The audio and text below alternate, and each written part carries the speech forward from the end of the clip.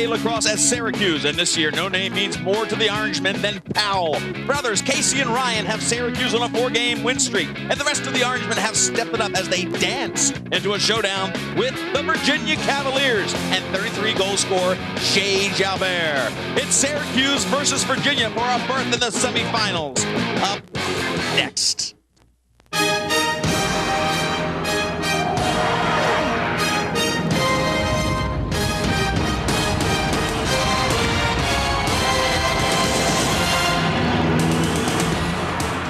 You're looking at an absolutely perfect day at Hofstra University, the site of the quarterfinal matchup. Offensive powerhouses, 6 seed Virginia. The Cavaliers will face off against the number 3 seed Syracuse Orangemen.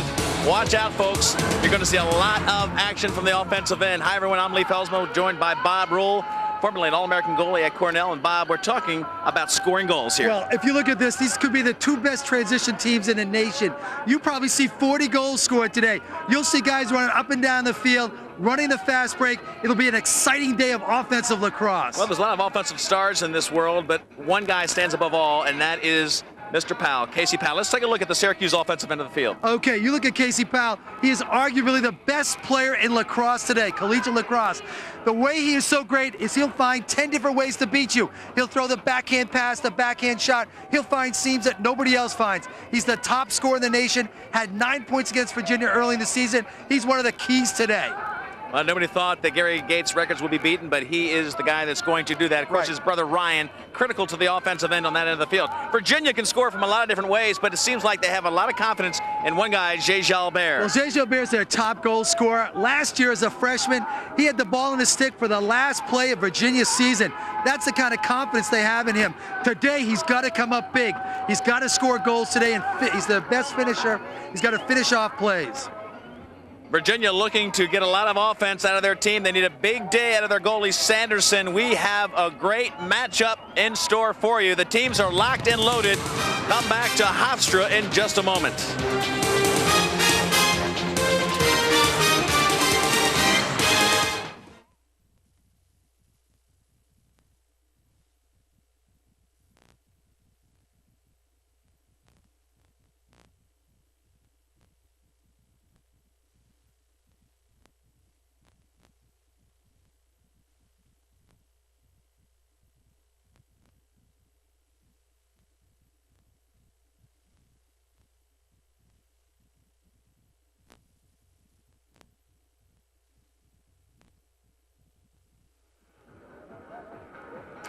Carl Reuter back here at Hofstra Stadium, Hempstead, New York, quarterfinal action. It is Syracuse, it is Virginia, 2 teams that love to light up the scoreboard. Let's go back to February 28th of this season.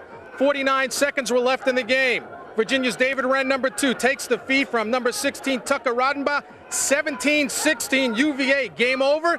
No, sir. Syracuse would come right back in this one. Number 22, Casey Powell, maybe the best in the country, takes the feed. Number 8, Matt Kataya, ties it at 17, and we go off to overtime.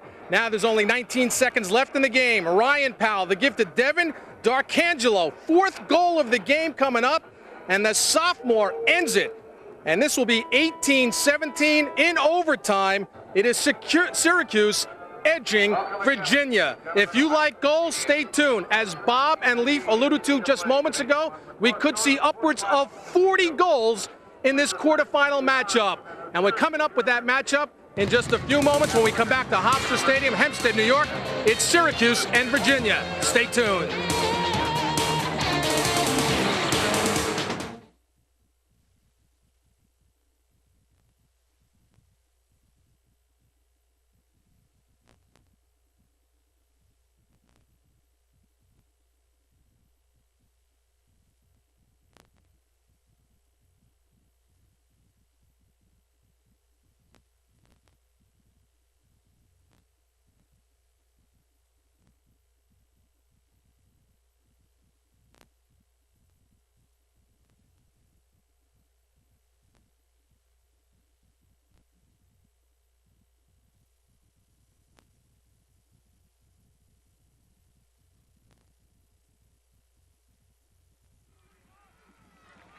We're back at Hofstra. Great quarterfinal matchup. Ready for the opening face-off. It is Virginia in the orange jerseys, Syracuse in the white. Leif Ellsmo, Bob Rule, Carl Reuter on the sideline. Now, one thing, Leif, Virginia's had a little bit of problems with face-offs this year. That could be really key in this ball game. Always are. Possessions, of course, you talk about teams that score about 40 goals against each other. You've got to have the ball. This is Casey Powell, number 22. Head and shoulders the best player, the most dynamic player in the country. He gets hammered by his defensive matchup during the day. That's going to be number 6, Ryan Curtis. And Curtis whacks him in the head. Wow. I didn't see a flag on that. I think it was a push call. What do we have? Push. Watch this in the head. Bang. Boy, oh boy. That was a mugging, not a push. Teams at even strength, 6-on-6. Syracuse has the first possession.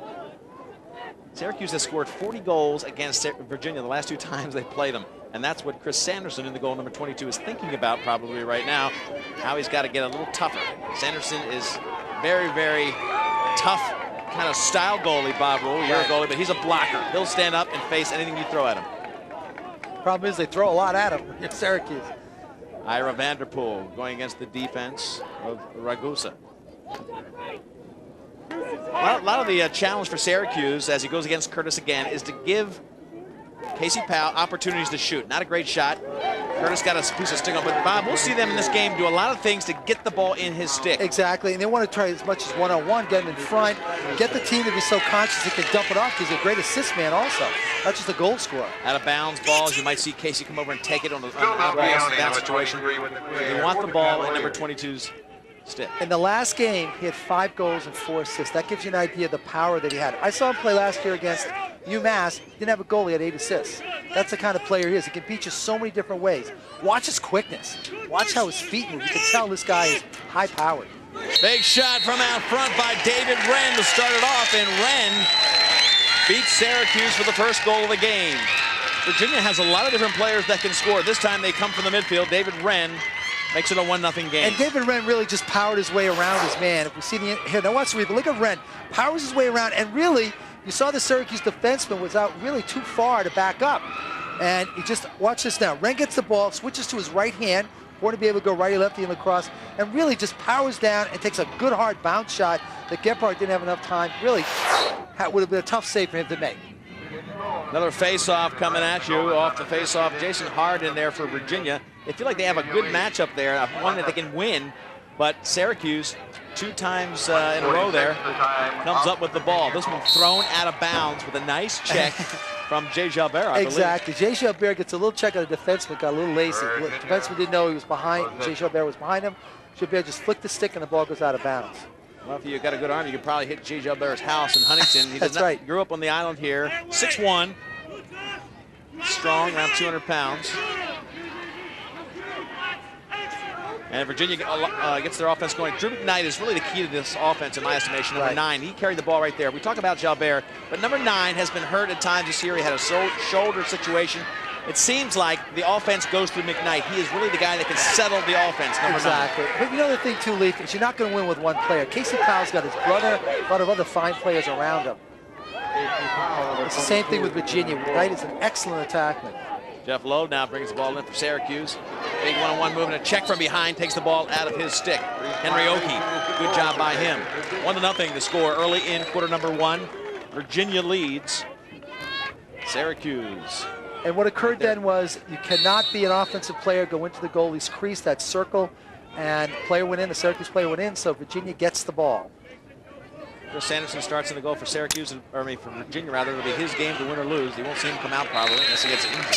And the one thing I've seen right now, Leif, I've seen a little bit of sloppy play on both sides. I mean, you should clear the ball between 80 and 90% of the time. And we've seen a couple of bad passes, a couple of checks. So they've got to kind of avoid these mistakes. That one by Virginia gives the ball back to Syracuse. Another chance at getting it up. And, of course, off on the side, trying to get it back is Jason Gebhardt in the goal. Interesting story there, Mr. Goalie Bob Rule. Jason Gebhardt has really gone through a lot of psychological motivations and self-motivations. He's had trouble this year. He had some contacts put in for his sight. He's really had some shaky confidence times, and he's really trying to get focused on these playoffs to come up one notch. Well, I talked to John Desko. He said he actually had new contacts put in, but he said he had a particular problem in the dome up at Syracuse where they play because of the darkness and the shadows and so on. They're hoping to play better outdoors. He also hurt his knee in the fall. He didn't send any spring ball, but sometimes that affects your mobility. Another thing is he's a lefty goalie, which is to his advantage. Well, you got lefty goalies on both ends of the field. Sanderson is lefty as well. Sensing a trend here. We've had 2 quarterfinals out of Hofstra and 3 lefty goalies starting the games. That's right. Sanderson ties his shoe. Gets back into the goal to face that big offense. He's from Ontario, Sanderson is, and he gets a shot right there. Gonna come off the pipe. Oh, good save! That's his style, Bob. Oh, yes. He's a blocker. He'll dive in front of everyone. Boy, that was a terrific save on that rebound. Ryan Powell trying to drive in and get position. Cannot get it on Leachman. Leachman did a nice job on Ryan Powell. Because Ryan Powell's real quick also. Just wouldn't give him that position to come around. Well, Casey Powell tried to beat the defense of Ryan Curtis. Couldn't do it there. Number 6 won that battle. Ryan Curtis, 5'10", 180. And you've got Powell matching up at 6'1", 192. So obviously, Casey Powell's strength, size, very tough to match up. And the best defenseman on Virginia's team, 5'10", much smaller, but tough, tough, tough. Mike Curtis from the Colts, remember him, folks? Yep. Middle linebacker, madman. Well, that's his dad. Now watch this great good low bounce shot, which is what you want to get a rebound. Now watch Sanderson dive across and make that save. A left-handed goalie taking advantage of being left-handed. Then a right-handed goalie, that ball is in. Back to live action. This is Jalbert working on the defense of Syracuse. Good stick check there by Kevin Sheedy. Ball into Gebhardt. Looks for the outlets. Now, simple little thing like this. They're going to call interference. When you pick the ball up, you cannot interfere with the other team, and that's what happens. As a coach, you're always telling guys, yell ball when you pick it up, so that one of your men does not block another man out and you lose control of it. That's what happened then. Good look at Gebhardt between the pipes. A real veteran. One of the things that rankled a lot of the players playing, he said last year when they won, his parents immediately made reservations for the next championship. Well, Jalbert came in and had one blocked by Gebhardt, and it was 10 on 10. And then his momentum just took him right in. He leveled Gebhardt. It looked like a hockey game a little bit there because he leveled Gebhardt then, let him know he's there. Couldn't beat him with a shot. The Gebhardt made a good save. Watch this. They'll be on that bang. I don't know. It's a little tough. I'll tell you. I might want to throw a flag on that one. That's kind of tough. That'd be unsportsmanlike, actually. Well, we saw it down here that I thought that Casey Powell got mugged down here, so hey, the official's going to let him play the game today, I guess. Well, there's mugging, and then there's mugging in the crease. That's right. And I thought you guys were protective of that area. We're supposed to be. That's what your defenseman is supposed to do. Casey Powell gets the ball. Curtis matched up on him. The thing that separates Casey Powell, he's got all the skills, all the ability, is his inventiveness. He's very creative, and he will just create shots where other people would not even think about it. He has that ability. They call him the Michael Jordan of lacrosse because of his inventiveness. Bataya 8 started that ball, went to the far side. Casey Powell just lit up a hard liner, went out of bounds. My question, why does Casey Powell shoot high, 5 yards out, shoot low? The worst you'll get out of is a rebound. Bob? No, it wasn't Powell. Number 20, that's right. Powell would not do that. It was John Matthews. John Matthews, that's right. Good thing it was John Matthews, because I don't want you ever to tell Casey Powell how to shoot. Here goes Syracuse working it in. It starts with Stuart Smith. And Smith matched up against David Baruch. This is Ryan Powell moving in against a big size disadvantage. Penn Leachman's 6'5". I tell you, with a 6-foot pole playing defense, that's got to be a tough day. Tough. The only thing you beat him on a guy like that is quickness. Here's an isolation. Casey Powell getting a lot of distance between everybody else. No help can come. It's him against Curtis. Coming up to set a pick was Matthews. Matthews getting in his way.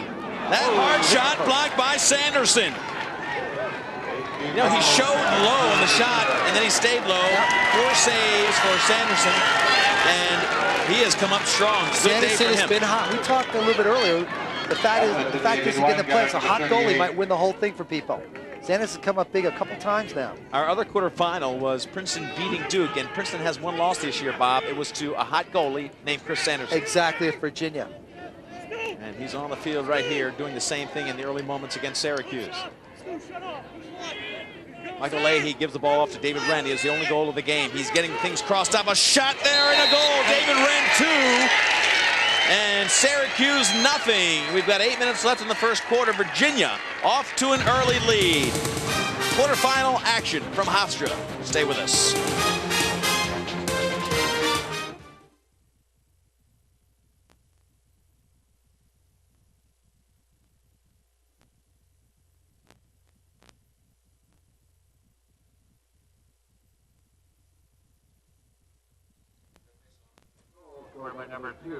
Two to nothing the score in favor of David Wren. Oh, and Virginia. But Wren is really hot, and Bob, they're initiating from up top. They're trying to beat him in the midfield, and obviously they feel like they have an advantage there, and they're making it work, getting good shots on Gebhardt. Exactly, and you know what's that? You're not seeing the Syracuse team back up. They're spreading their attack out a little bit, and the defensemen are going out with them. They can't help out to back up on the midfielders. It's worked twice now. Notice, too, who's winning the faceoffs is Syracuse. Syracuse winning where they thought they had an advantage the other way. Vanderpool comes in and takes a hard shot. Ira Vanderpool, the senior from Norwalk, Connecticut, makes it a 2-1 game. Talked about a lot of offense, and here it comes. And you see it though from the midfield. It's interesting. They're getting free, but we talked about winning faceoffs. It starts to get its effect. Here comes Vanderpool. Now watch this move. Move to the right and just burst of speed. Good right-hand hard shot to the far side. Beat Sanderson, nothing you can do about it. But there's been no backup in this game right now. His 14th goal of the season. Focus on Casey Powell. So far, no goals from him, but 2 for Virginia's David Wren, and Vanderpool makes it a 2-1 game. 4-0 in the faceoff department. Syracuse really doing a job there. Vanderpool back on the field, and it may be a clearing situation. 10-second violation. They get in the offensive side of the field in 10 seconds when we're in the neutral zone. Roy Simmons, member of the Hall of Fame. John Desko, his assistant, longtime assistant. That's a great combination right there, those two guys. Wonderful. John Desko, too, we were over watching Garden City play one of the local high schools. And that's where Desko was Thursday, taking a high school game. Kevin Donahue, also a longtime coach, tremendous offensive player there. And then again, Laddie Horrell, also there from Bowling Green. I played with Laddie Horrell. Really? And obviously, Bowling Green's influence is important to the Syracuse success. I think you're right. Roy Simmons has really made fans of a lot of people with his run-and-gun style at Syracuse. He sort of changed the face with the Gate brothers of field lacrosse, added a creative element that was never seen before. And I always think that's true. If you look at coaches, I think Bill Tierney would be a terrible coach at Syracuse, and Coach Simmons would be a terrible coach at Princeton because they have such different styles, different types of players. Tucker Radeball coming in, and Radeball, one of the sensational offensive stars from Glenarm. Ball coming in, he thought it went in, but it didn't. Gebhardt looks behind him, but it was rejected. Did it come off the iron? I think it came off a post end, yes. The goalie's best friend. Mercoloni gets it back now behind the goal. It's Drew McKnight controls. I was saying, Simmons lets his boys play. Most coaches tear their hair out when you go a backhand pass. Simmons loved it. He'd like to beat you 25-24 if he can. Bill Tierney would go crazy if his team scored 25 goals against him. I love the Syracuse. I love both styles, but right. I've always loved and been a fan of the Syracuse style. Big shot there, bounces wide. And then a shot redirected wide in front of the goal. And look at the sliding defense coming crashing in the form of Matt Alexander. I like it, but you know what I like? I like Virginia's movement of the ball. That's what you do. Move that ball around and you'll find guys who are open like that. Jay Jalbert uses that over-the-head dodge move, which he's done. He's gone over top the stick in front of him. He's got the size to make that work. And then a rocket shot under the pipe. And Gebhardt just watches that one rip past his head. You know, there's where he used the size to his advantage. He turned, he protected the stick shot over his shoulder. Jay Jalbert, great individual move. Now watch Jalbert, watch him working the defenseman. Back and forth, back and forth. Defenseman makes a little mistake, puts the stick behind him, and Jalbert using the size, shoots right over the defenseman by the goaltender Gebhardt. Great shot. Jalbert's 34th goal on the season, 3-1 early here in this one. And if you talk about what goalie's hot, what goalie's not, right now it's pretty obvious. Gebhardt off to a slow start in the goal for Syracuse, and that could really kill him if it comes down to just one hot and one cold goalie. I think you're right. We talked before, it might be whoever has the ball in the last possession might be the one that wins, or a hot goaltender. Syracuse again gets the faceoff. Bob, I think they're 5-0 in faceoffs. Yeah. Well, as I said, Virginia's had a real problem getting faceoffs this year, and this will wear them down after a while. Into Vanderpool, can't get it, triple teamed inside. Here comes the Virginia Cavaliers, Drew Melchione. Melchione, another one of those guys who can light up the goal. And Drew Melchione's dad was one of the original, played for the Nets. Bill Melchione over here, he's from Garden City. He played with Dave DeBuscher's son in high school. Rate of ball came in on the gamble by the defense of Syracuse. They gambled with Josh Rule, who came out and really got them into a fast break situation, but Virginia could not capitalize. Sloppy clearing, as Bob mentioned, gives the ball right back to Virginia. McKnight will control the ball behind. Glatzel playing defense. Up top, Jalbert. Boy, he had an open net. He goes far pipe, and that's where Gebhardt was parked. Right, good save by Gebhardt. Good reaction save. Gebhardt really filled up that far side. Being a left-handed goalie, his body was moved to that side, and he blocked it. Ball now controlled by Syracuse. They're down by 2. 4 minutes left in the first quarter. A lot of little things, too. I talked to John Desko. He said they had beautiful weather up in Syracuse, even as the weather was bad here. Good save by Sanderson there. Keone coming in. I'm not sure it didn't hit the pipe, but he's certainly been about as good as he gets early in this game. Now, what I mean by that is there aren't any 4-star goalies. There are good goalies, solid goalies, and at times great goalies. And Sanderson can be very sensational. He won't control a game, but he has been a very solid goalie. And when he's good, this team will be hard to beat for Virginia.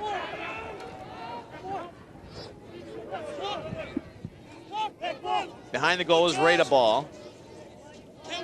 One of those swing players, attack and midfield. This is Michael Leahy, trying to get a little bit of move on Matt Keone. Virginia moving the ball around. Historically, Syracuse has a gambling style on defense. They'll try to create some pressure, but maybe not back up. Right there was another play that the defenseman came out and offered too much room, and that's where it started.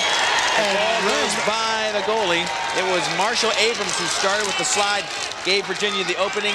4-1 the score.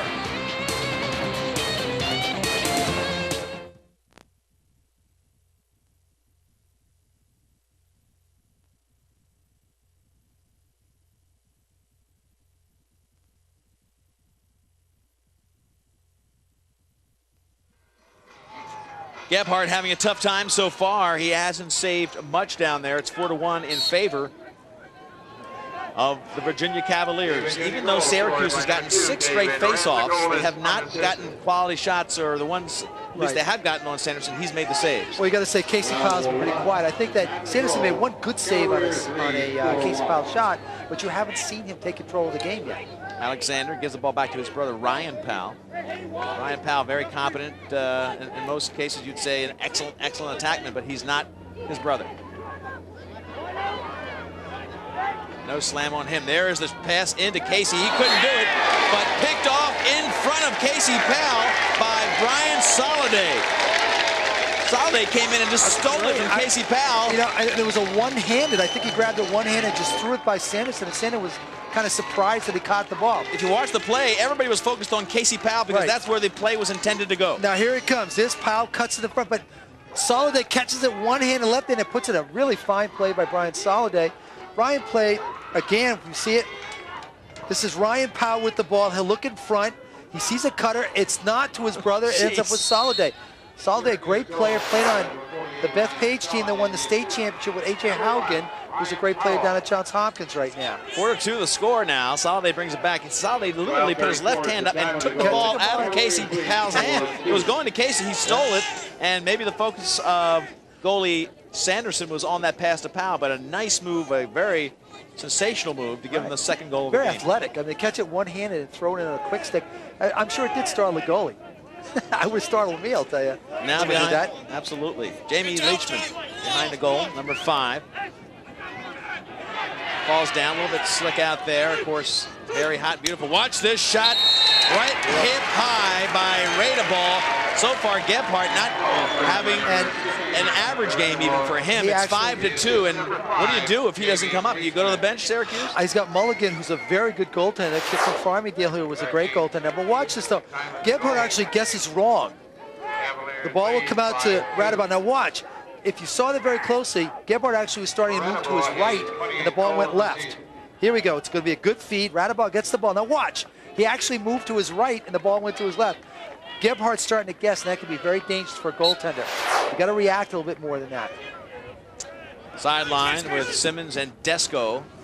A little bit concerned. Actually, it was Donahue over there next to Coach Simmons. Interference is the call. Possession. 5-2 the score in favor of Virginia. They haven't had too many that haven't gone in. Dom Starsia has a pretty good plan going. Of course, it all starts with a solid defense of Curtis right here against Casey Powell. And he knows, Starsia's screaming because he knows a 5-2 lead against Syracuse is nothing.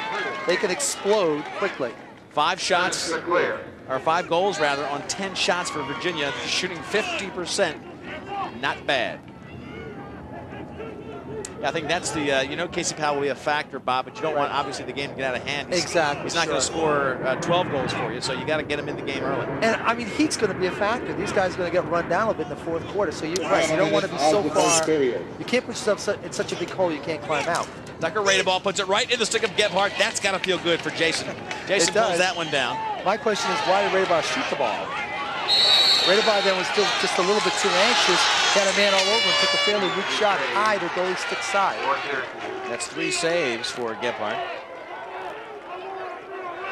You got to remember too, the last time they met, Syracuse trailed most of the game. Came back and tied it up in the last few seconds of the game and won in overtime. 18-17? It was 18-17. 18-17. Saw Roy Simmons a moment ago. The game before against head-to-head these two teams, Syracuse scored 22 goals. 22 goals. It was like 22-20 or something like that. It was phenomenal. Radeball brings the ball out front. Virginia controls now. This is Jalbert who, look at that, over the front. That face dodge move of his is a little bit risky, but pretty effective from him. He's a very skilled player. Fast break. Jeff Lowe starts it backside. Ryan Powell, and look at Sanderson. Good save by Sanderson, right? He didn't want to put it back in play. Oh, why do they give it back? It's a shot never under control. Well, Sanderson was smart. He didn't put it back in play because if he puts it back in play and they get it, he's in big trouble. My question is, Leaf, that was a shot. He never had control of it. I don't understand why they would give it to him. In other words, he made a block, though. He blocked the ball, and then the ball goes to his feet, and then it comes out. Now it's a loose ball. I would have given it to the goalie just on effort, Leaf. Well, of course you would. You're a goalie. Ball What going the far heck was side. that? Holy smokes. What's Matt he doing? Kataya. Oh, time was almost out. That's what he's doing. 3 seconds left. Come on, let's get into the game, Bob and Leaf. Here we go. 3 seconds were left. He tried to get it to Kataya. Could not do it. Virginia leads 5-2. And they are looking good on the offensive end. They have that 3-goal lead going into the second quarter.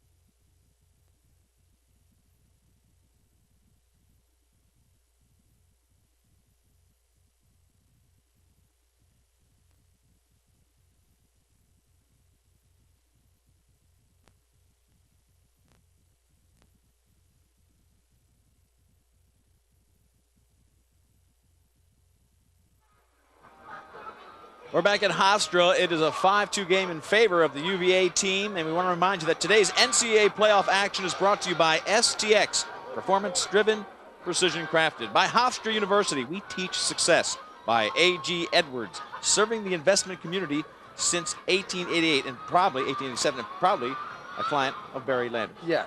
And also Manhattan East Suites Hotels, and by Cablevision. Carl Reuter on the sideline. You know, Leaf, two of the hotbed areas in college lacrosse and, of course, of high school lacrosse, right here on Long Island, and, of course, down in the Washington, Maryland, Virginia area. Well, when you look at this game, there are 13 players from these two teams that are from Long Island. In fact, 8 on this Syracuse team, and all told on the Virginia team, 16 players from either Maryland or Virginia. So I guess some home cooking for the Virginia sidelines there for the Cavaliers. 16 of the 40-man roster, homegrown, Maryland, Virginia area. Back upstairs. All right, Carl, down there on what is turned out to be a beautiful afternoon. The AstroTurf, a perfect surface for this speedy offensive duo. You've got Syracuse against Virginia. 3 goals separate them right now. We're only on a 28-goal pace right now, so they have yet to get heated up. And they've switched ends now in the orange jerseys, of course. UVA will bring the ball in with one of their few face-off wins. Halcombe gets it behind the goal to Tucker Radeball. Radeball trying to beat the defensive rule. Any relation there, Bob? No, R-U-H-L-E. Vern Rule, a baseball player, but not Rule, the lacrosse player. Rule has great size, matches up. Big shot from up top. Look at that velocity. Tim Burns just let it go. Sophomore out of Baldwin, New York. And I'm going to tell Tim Burns, bounce the ball, get the ball on cage and bounce it. It was a good overhand shot, but get the ball on cage and shoot low against a goaltender. Jay Jalbert, a little bit of trouble with his footing, as did Casey Powell on this end. So turf could be a little bit slick, just with perspiration, because I tell you, there's no rain. It's just hot. That's all. Well, I remember one of the teams ordered an entire tub of ice a little while ago to have by the on the field so to cool the players off. Drew McKnight brings the ball around, gets hammered by the defense. That time it was Glatzel. Well, held the ball just a little bit too long, and that's why he got hammered. And he should have gotten hammered. If you're a coach, a defensive coach, that's what you want. Ryan Powell gets it in, gets the ball checked out. Glatzel will have to watch. You know, he just made that check. He's a freshman from Boys Latin. Did not start this season as a starter. Has worked himself into the lineup. An excellent player out of Maryland who's being counted on by Roy Simmons. Ball back to UVA. Early second quarter, up by 3. McKnight up top. McKnight will have a one-on-one opportunity here. No, that's not McKnight. That's Holcomb. But it's backed up by Ray. The ball stays with Virginia. Tucker Radeball brings the ball in. Rule plays defense and a nice block, but it goes dribbling in. Gebhardt got his body on it, but that baby just trickled in to make it a 6-2 game. And the one thing I like what Gebhardt did, he went down to his knees. He goes down to his knees. He takes away his chance, mobility to move. He stood up straight. Now watch this. Tucker Radeball comes around, real tough. Now Gebhardt, all he's going to do is stand up and keep his good position. That's the second goal of the day. On a good hard face dodge, coming around, shooting lefty. Good bounce shot, though. That's what I love, good bounce shots. Radeball on the sideline. Great name in lacrosse, Radeball. A lot of people have played lacrosse from Maryland. Great family tradition. No question about it. Sean Radeball, Dan Radeball. Is there a Bob Radeball? No? Can't remember. I'm trying to think back to my era. I can't remember back then. There were then. I know that, like, fathers. Doug Radeball back in the 70s, right? He played a tremendous job with Maryland. But no Bob Radeball. That's too bad. Well, can you blame him? Here goes the Virginia team. Drew Melchione gives it up to David Wren. David Wren started off this game with 2 straight goals. Let's see what we can get here. Up top, he rips another shot. Never a check on his stick. I'll tell you, I'm Roy Simmons. I got to call timeout now to get these guys organized. That's his 4th goal of the day. All the same move. A power forward, the equivalent of power forward in basketball. Just drove right by his man and scores a goal. So Virginia coming in with the opinion they have to outscore Syracuse is doing just that. Now watch this. Good hard movement, and it never plays good defense on him. He's good hard, high bounce, high shot off of Gebhardt's stick side. We see it again. Right-hand shot. Good high shot to the right side. He's powering by him. They've got to double or back up. Gebhardt really fighting this one today with a bad start. They've scored 2 goals in 28 seconds to give them a 5-goal lead. They need some possession. Syracuse does. Casey Powell won't mean anything if he doesn't carry the ball. Exactly. And the other thing, they're not backing up. They're not giving. You see a good defense like Princeton play. Big shot out front by Jamie Leachman. And Gebhardt gets comfortable with that one. Outlets to his Syracuse teammates. And here they go. Glisker gives the ball up to Kataya. I wouldn't be surprised if they start putting Casey Powell on the midfield, Bob, and trying to get him some transition opportunity. Exactly, I think so. The only thing they got to worry about a little bit, Leach is burning him out. Right. It's a hot one. 5-goal lead for Virginia. A little bit of a surprise that Virginia is scoring that many, but they're not that far over what we expected. Exactly. The big surprise is only 2 goals for Syracuse. The defense of Virginia doing a great job. And Sanderson's come up like 3 times. We talked about being a hot goalie. Well, I'll tell you, he's a tough, tough kid. His father is Bill Geary, plays goalie in the indoor leagues. He's been born and bred to play the D in the goal. Backdoor shot by McKnight. Jason Gebhardt makes the finest save of the day for him. Gebhardt makes 2 in a row, and that was his best. Excellent save. You know what I like? He followed the ball the whole way. He had good position. The shooter has got to shoot for corners then, because he's so close to the goalie. He's going to hit him if he just shoots straight ahead, and that's what happened there. So the fragile emotions of these crazy goalies, right, Bob? He had a rocky start, but now he's feeling great. He's made 2 great saves. He's getting comfortable. If you're a Syracuse fan, all you need is to get some shots on goal from your big guy. You got to score a goal right here. Get some momentum. Now, I just watched Casey Powell wave off the ball. He pointed to get it to the midfield, said get it up to the midfield, but of course now he has it. Curtis going on him. Curtis, they double team. He gets it off to his brother, and that was it.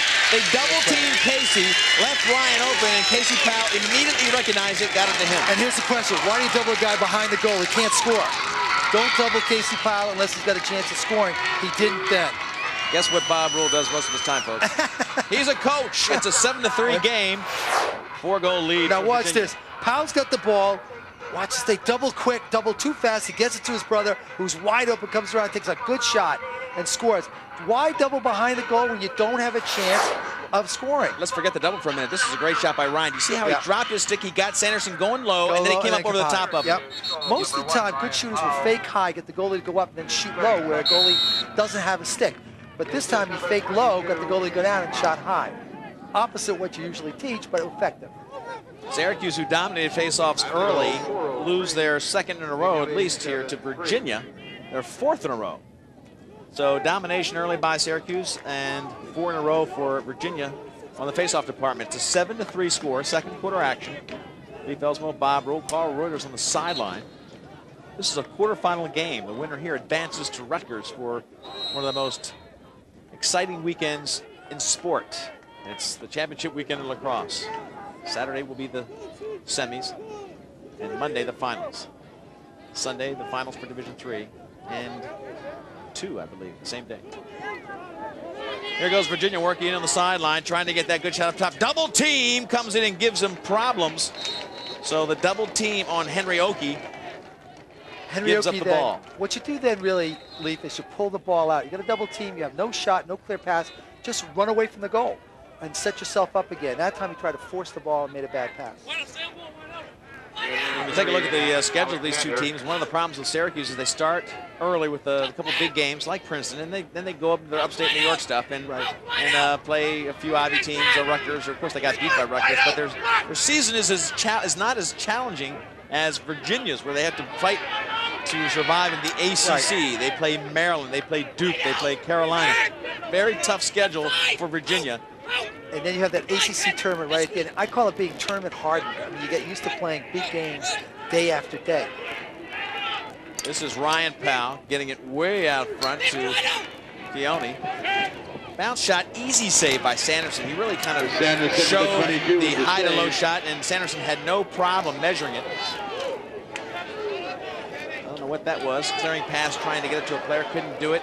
Gebhardt feeling very good out of the goal. Now he picks up loose, no goalie. And a great save by Gebhardt saved that 5 yards outside of the goal. And I think he was another good save. Another one. Hot now. Gebhardt has made the most sensational save of the tournament by far. He started off in a row. Oh, he was cold to start off this game, but Bob, those were exceptional saves. And you know what he's doing? He's keeping Syracuse in the game. There's 3 goals right there. You're talking 10-3, not 7-3. He's keeping them in the ball game right now. Mark that on your VCR. If Syracuse comes back to win, that could be the point where this game turned around. Interesting, too. All the guys out there who are goaltenders and players, listen to the goalie communicate with his team. Listen closely, a lot of talk. It's the goalies speaking. Casey Powell rolls in, beats Ryan Curtis, and then the low shot saved by Sanderson. He actually telegraphed it with him. He dropped the head of his stick, and if you're goalie, that's what you're looking for to go low. Jalbert tried to get the shot off, but checked behind by Glatzel, the kid from Boys Latin. So Glatzel, coming out of Boys Latin, not starting the beginning of the year, has stepped up to a pretty high level of play. He's playing against Virginia, Jalbert, and Radeball and the others. So if you can listen closely, listen to the talk of the defense. That's what you do if you're playing good defense. You're helping each other out by talking, telling where the ball is. Whoa! I'll tell you, they're not calling anything here. Syracuse trying to get the shot off. The left-handed shot by Ryan, or who was that? No, it wasn't Powell. Number 8 in there, Taya, I guess. Yeah, very small numbers, very small vertical numbers. Sorry, folks. We're all getting old. I'm not blind. I'm just a half a mile away. That's all. Malchione falls down with a push. Timeout called by Virginia. They lead by 4 with 7:27 left in the second quarter. We're going to leave you for a moment, but come back with this great quarterfinal action. Syracuse, the higher seed, down by 4.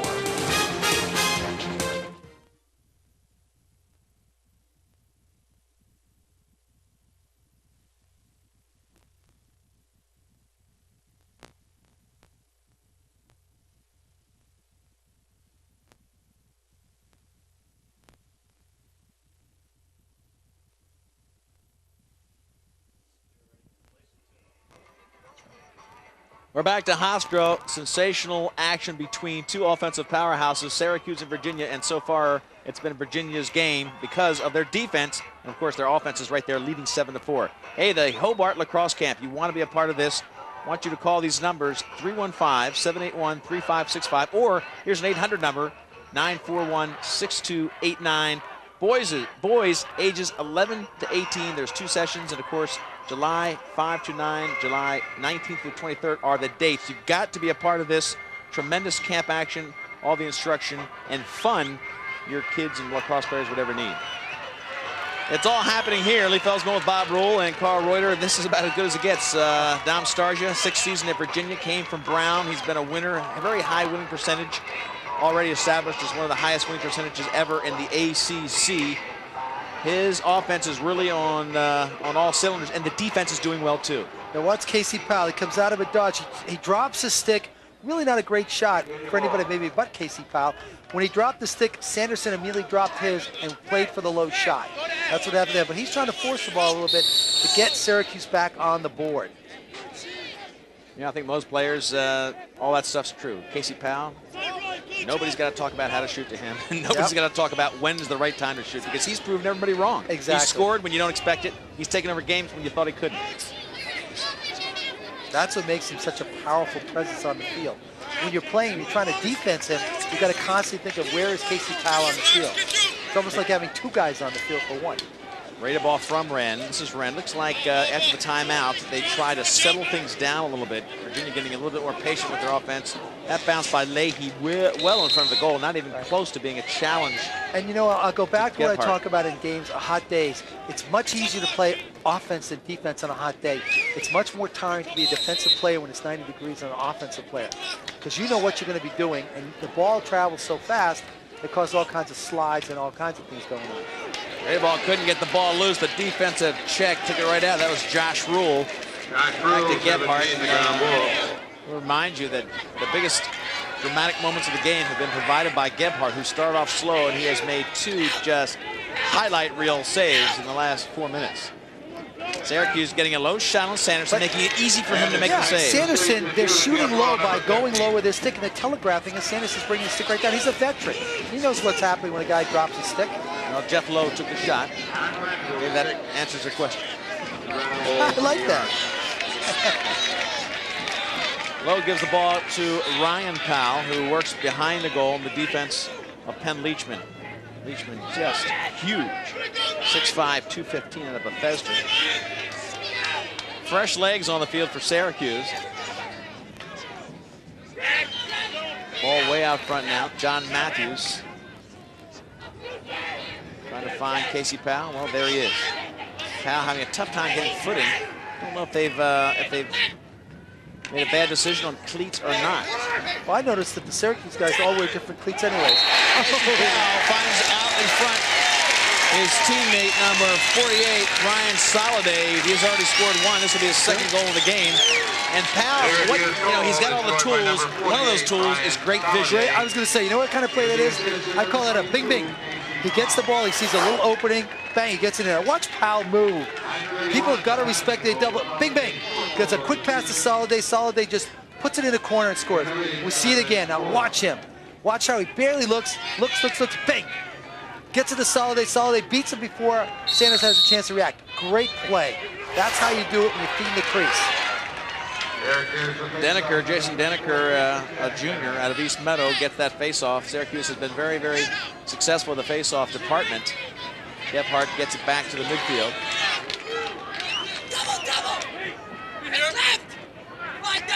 Offense moving on. Tim Burns gets behind, and now Ryan Powell driving against Leachman. What a task that is.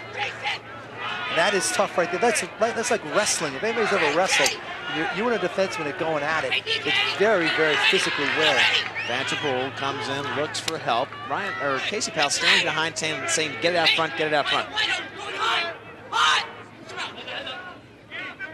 Curtis still on Casey Powell. It's almost like Casey wants to have enough to win the game. Like he's saying, okay, I'll score a couple, I'll give a couple assists, but I'm going to save my hat trick for the fourth quarter. And the great athletes know how to pace themselves also. That's just what he's doing. It's a very, very hot day. Syracuse not known as a hot weather school.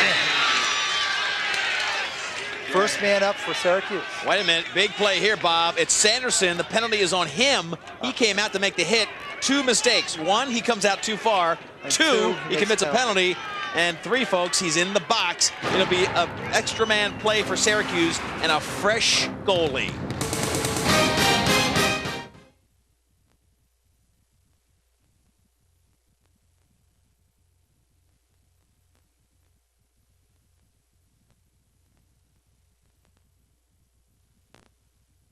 That's the wrong number.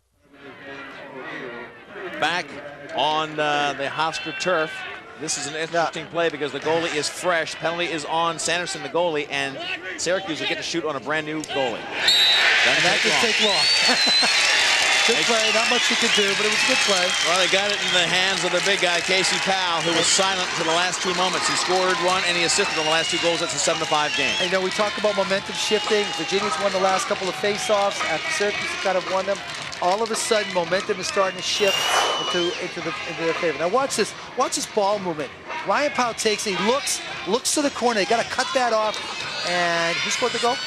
Casey Powell scores the goal. Quick. It's Ben O'Neill. Okay, from Charlottesville, Virginia, was the goalie who came into play.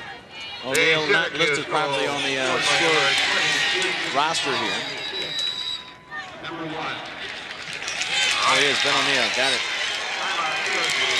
7-5, that score by Casey Powell with 4 minutes left in the second quarter gives his team a nice little run of 3 goals. It was Ryan Powell, then Soliday from Casey, and then Casey scores. So Casey Powell has 2 assists and 1 goal in the last 3 scores. He's really leading the charge and not spending a lot of energy doing it. That's exactly. He's saying, I don't want the ball at certain times because he knows he's not going to handle that defenseman at that moment. And yet still 2 assists and a goal. Last 2 goals, he's been intimately involved in each one. So Ben O'Neill out of Charlottesville. We're not looking at him at the moment on the sideline. That's Chris Sanderson, who got the penalty, came way out of the goal to make a play, and then got a little too aggressive and got the push call. So Sanderson, who has been very strong, gave him the early lead with his great play. A little bit of a slip up there. Well, it's only 1 goal, but you know what's interesting to me is that we've had a couple of muggings out here, and they called anything at all, and then they call a push on the goaltender. 10 saves for Sanderson on the day. Played very well, though. Talk about him.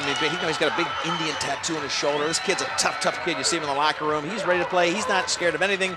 He is here, and on certain days, he can definitely be as good as anybody. And he's on the Canadian national team. Okay, he's been picked as one of the goalies on the Canadian national team to play in the World Game. So he's not one of the goalies. He is the goalie. Okay, he's the goalie. He is the guy they are putting their hopes on to be tough in the defensive end of the field. So you will see him at the World Games in July. I go back there when I actually got married. I was on the team in 1974 in Australia, and I actually on my honeymoon went out there in 1990 to Australia, and now I'm going to go back down and see some friends during the World Games. So it'll be a great experience. Well, don't go back to Australia during the World Games. They're all going to be here. Now we also have the Hall of Fame inductions during that weekend, which will be a great weekend. Australia with a sensational '94 World Competition. They are really the second best team off that competition to the United States. I think what hurts those teams is you got to play every day, and they don't play every day, and that hurts them when they play teams like the United States. Vanderpool for Syracuse looking to get a good shot. They're down by 2. They crawled back to make this a close game. They were down moments ago by 5. And they are coming back. Steal in front. Timmy Burns gets it and brings it back. Good hustle by Burns. Kataya starts behind. Burns comes back to get the ball, and he's stripped at the last minute by Davies. You know, I like that was a nice little give and go. Now here's a fast break started by Baruch. McKnight gets it down low. Right ball bounces it in. You saw Leaf there, a classic fast break. That's what they want to do at Virginia. They come down, they set up the rotation, force the 3 defensemen to move, give it to that lower attackman, and that was Radabov gets his 3rd goal of the day. End-to-end action. This is a little mistake by Vanderpool. He should have gone for the ball. Got a fast break. That means 4 guys on 3. Defense sets up in a triangle. They throw it over to the up attackman, throw it to the guy, to Radabov, runs through the check, which is what he should do, and scores a nice goal and a bounce shot. A great play. Tucker Radabov, a tremendous shooter, and he's had his chances today. 8-5. That one answers a 3-goal run for Syracuse, gives him that 3-goal cushion. And you know what's great? I love a guy who shoots overhand and bounces the ball, and that's what Radabov does. He's got that classic style. Doesn't give a goalie much chance to move. Syracuse pressuring. That's Matt Alexander, and Sanderson easily makes that save. He's looked very comfortable. Nothing that sensational, but he's making all the saves. Jason Gebhardt's had to stand on his head to make the saves he needs. He's made like Hall of Fame saves and has been pressed to do so. You were talking about great goalies. What makes a great goalie to me, Leaf, is you always know the guy's going to play good. When he has to be excellent or great, he'll be great. The problem with the goalies in college now is a lot of them, they're so inconsistent. Gebhardt starts off slow, then has a couple great saves. Who's going to show up? That's the problem that a lot of coaches face right now. Product of a lot of things, and not the least of which is a lot of great shooters, and about 6 guys on the field that can pin the corner at 100 miles an hour. That's right. And that is tough for anybody, any athlete. Back door to Jalbert, and he just didn't get a good pass. Now, little thing, Jalbert went to the goal instead of to the ball end. He was drifted towards the goal. If he'd gone to the ball, caught it, turned and shot, he gets himself a goal. Jalbert gets crossed up. His team leads by 3. Only 1:52, a little less than 2 minutes to go here in the first half. It's been a nice clean half in terms of not many penalties, balls going up and down the field. There's only been 1 penalty against Virginia. You saw how tough Syracuse was. They scored in about 10 seconds. Up here at Hofstra University, a hotbed for lacrosse. Just a wonderful stadium, too, to watch the game right now. Hofstra's done a great job of creating this atmosphere now for lacrosse and football. Big shot again at the feet of Sanderson. He's making those saves look very easy. They're not great shots. They're shooting from about 10 yards out. Sometimes they're telegraphing us. The same has a chance to get out. He's a veteran. He knows what to look for. David Jenkins comes down for Virginia. He's getting pushed out by the defense of Syracuse and Cordisco. Now Virginia, I might call a timeout, Leaf, when it gets about 30 seconds to go. Set up some sort of play, try to draw a foul, or score a goal. And right on cue, Virginia takes the timeout. A little ahead of what I would have done it, but nevertheless. Dom Stargio wants to get his team on the same page for that last 103. They want to do a very concerted team effort here to keep possession, get 1 shot. Hopefully they get the goal. And of course, the standard philosophy is, you know, we may or may not score, but one thing that won't happen is that Casey Powell or company will not score. Exactly. What you don't want to do is give up a goal here more than score a goal, because you don't want momentum going into the period.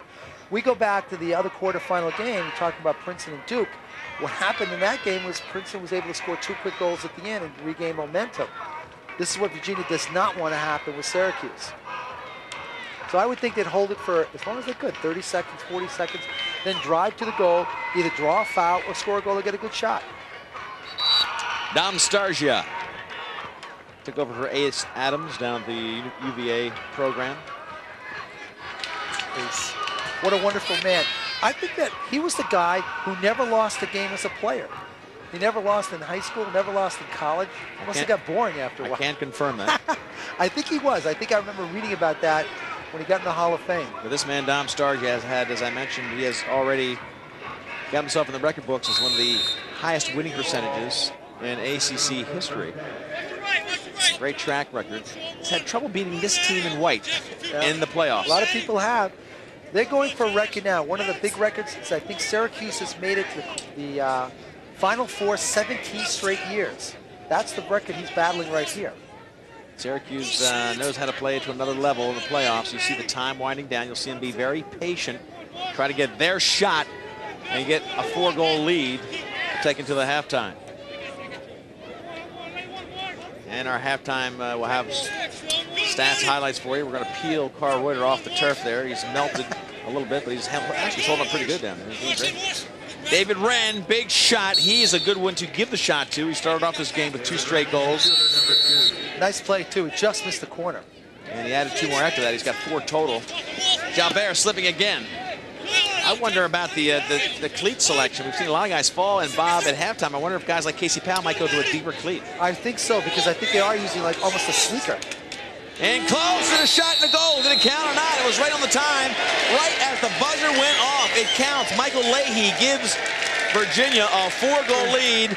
That is not, I'm sure, exactly how Dom Starr you had to pick, but that is perfect for Virginia. You know something, you could diagram it better. You want to score with a second to go. You keep that momentum going in the second half because you know Syracuse is going to get their goals. It could have been called either way. It was so close, but a 9-5. Take a look at the score. Watch this. We'll look at the time. Now look how much you can do with 1 second to go. He gets the ball. He takes a shot. Ball was in the air. I don't know. Yeah, I think it was a little bit early, but tough to call in those seconds. Carl's down on the field with Coach Roy Simmons.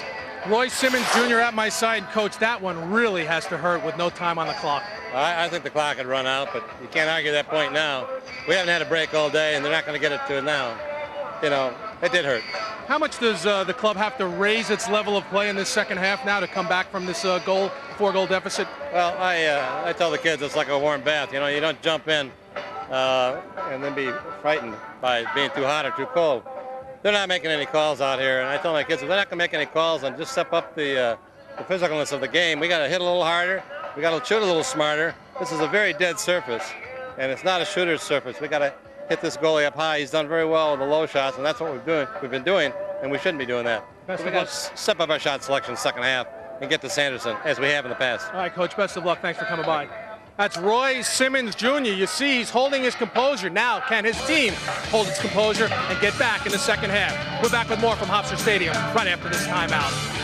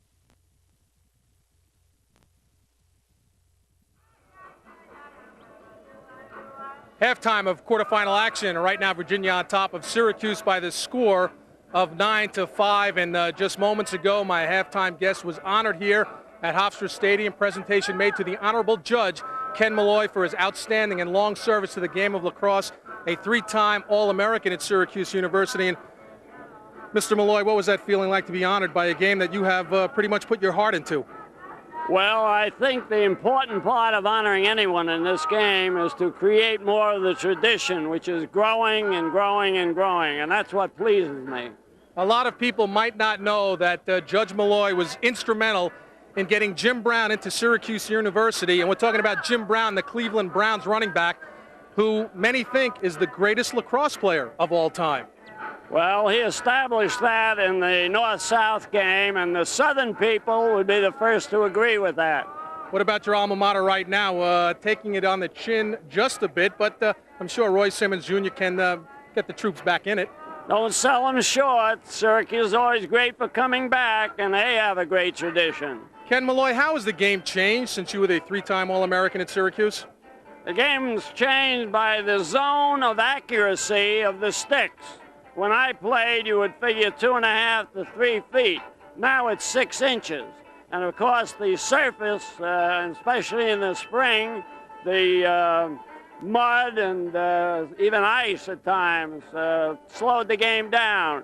This is a beautiful game. It's fast, it's quick, great athletes, and I'm glad to see the people enjoying it to such an extent. Well, at least they were out here to see you honored today for your long, outstanding service to the game of lacrosse. Thanks very much, Ken Malloy. My pleasure. Always good seeing you, Carl. Okay, and we're back with more right after this.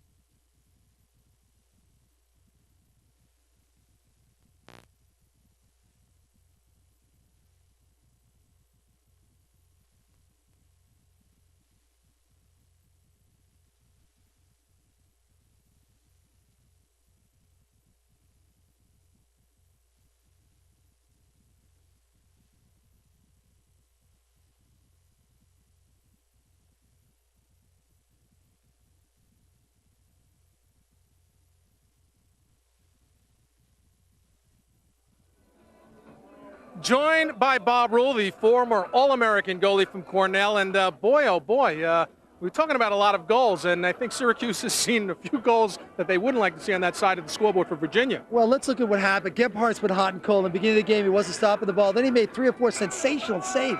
The score right now could be 3 or 4 goals to Virginia's even more advantage right now. But don't count Syracuse out. They're so explosive that they could very well come back and score 4 goals in the first 2 minutes of the half to tie the game up. So they're a tough team. Don't count them out. All right, let's take a look at the halftime numbers on the board. It is 9-5 in favor of Virginia. What's outstanding to you, Bob Rule? Okay, if I look right there, face-offs won, where Syracuse won 10-5, but didn't take advantage of it. Virginia's being done everything but shots. Virginia's shots have simply been more accurate. They've been on cage more, and that's resulted in more goals. All right, it was a 7-3 goal, and then all of a sudden it was 8-5. We had seconds left in the first half, and bang, Virginia puts one in with no time left. This could come into haunt them because really the ball is going to go through the plane of the goal before the period ends, and it clearly appears that the ball was not by the goalie. That this goal might come back to haunt them. Great play by Virginia, though, to let that time go down and then try a scoring play with 10 seconds to go. A terrific play. 17 years in a row that the Syracuse Orangemen have been in the Final Four. Speaking of 4, that's what they need to come back. They're down 9-5 at the break. Back at Hofstra, the third quarter face-off underway for third quarter action. 9-5 the score. Virginia with that 4-goal lead. And the 9th goal came as the time expired at the end of the second quarter. Roy Simmons saying maybe not legal. Hard to tell. Fast shot coming at the last moment.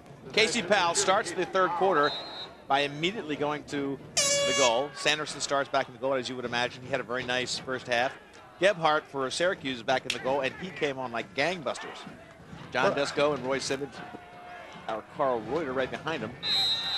What I like about that, too, is watch Sanderson did not give the far pipe up. I mean, didn't give the short side up then. Forced Casey Powell to shoot to the far pipe, and he was wide. Bob Roll almost falling over with his sausage. I've run up 4 flights of stairs 4 times today. Oh, Bob, you forgot your jacket. Would you go back and get it? Syracuse now pushing the ball out front. They're looking to get McIntyre open. McIntyre working against Doug Davies. Oh, tried to find Vanderpool, and he's saying, where were you? Where were you? You know, Look at the ball. Step up. It really looked like Vanderpool just wasn't ready for the pass. It wasn't a great pass, and he made the right play. If you get the long stick on you, what you want to do is give it to someone with a short stick. And Vanderpool was that man, so McIntyre. And again, people not familiar with the game, the defensive players use a longer shaft because it's easy to check with. So you want to avoid that if you can, if you're playing offense. 4-goal lead for Virginia. They've really, the surprise here again is 9 goals for Virginia. We thought each team would be around that. The big surprise is that the defense for Syracuse, or the defense for Virginia rather, has been really holding down the great offensive stars of Syracuse. Shot in close, and Virginia gets another one. This time, Drew Malchione, the senior from Garden City, makes the local crowd happy. He has a few fans here, I'm sure. Drew Malchione, what a nice little give and go. Got the ball behind, cut behind this man, caught the ball, and there's not much Gebhardt could do against that shot. But this is an example, 2 goals in the last 2 minutes. Now watch this, little give and go, bang, shoots high to the right side against Gebhardt, which is a good shot. The problem that Syracuse faces is funny, it's that momentum. There it is, there's the goal. That momentum that they don't have because they gave up that goal with a second to go. Little things like that will come back to haunt them. 20th goal of the season, and Virginia has scored first in each quarter so far, Bob. Yeah. They get this face-off as they drive the ball down. Jason Hard loses the ball, and here comes Syracuse, picked up. Joe Caglia picks it up and gives it off to the wing. This is Jeff Lowe trying to get open. Virginia not letting Syracuse get very comfortable in the offensive end of the field. They're playing pretty toe-to-toe defense. Pretty aggressive defense. You can see right now he's out beyond the box playing Ryan Powell, so they never get a chance to get their offense to flow.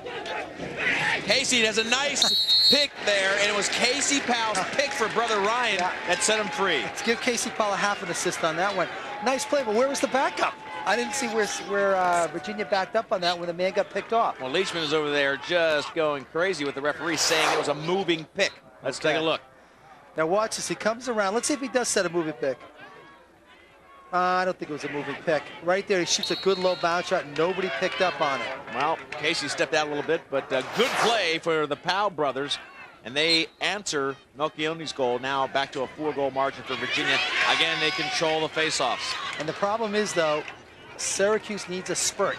They can't trade goals now or they lose. They have to have a run. If they're going to get back into it at some point, they'll have to have a 4-goal run just to tie. 44. Or a 4-goal advantage, obviously, at some point. Virginia driving in, Tucker Rada ball. J.J. Albert behind the goal. That redirected shot beats Gebhardt. It's David Baruch. David Baruch, not a great shot, although it had some movement on it by throwing the ball in front. But Gebhardt, it's all or nothing. He's making sensational saves, or not making the saves I really think he should make, and that was one he should make. Now watch this. Tucker Radabaugh throws to the middle of the field. He's about 15 yards out.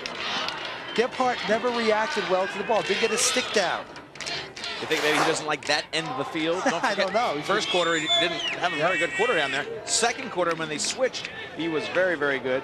Jason Denneker, number 34 for Syracuse, facing off now with Jason Hard for Virginia. But Virginia's really controlling face-offs now. They're doing everything right.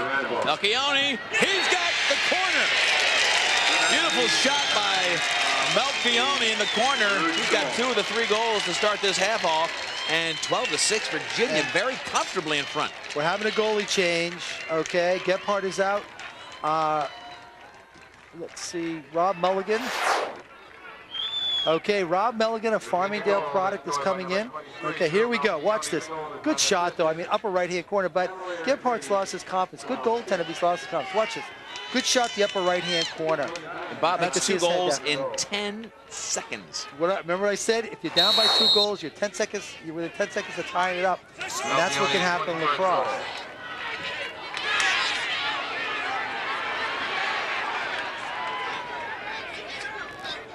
Syracuse trying to get possession on the far side, and they finally do. See if they can get some offense going on their end.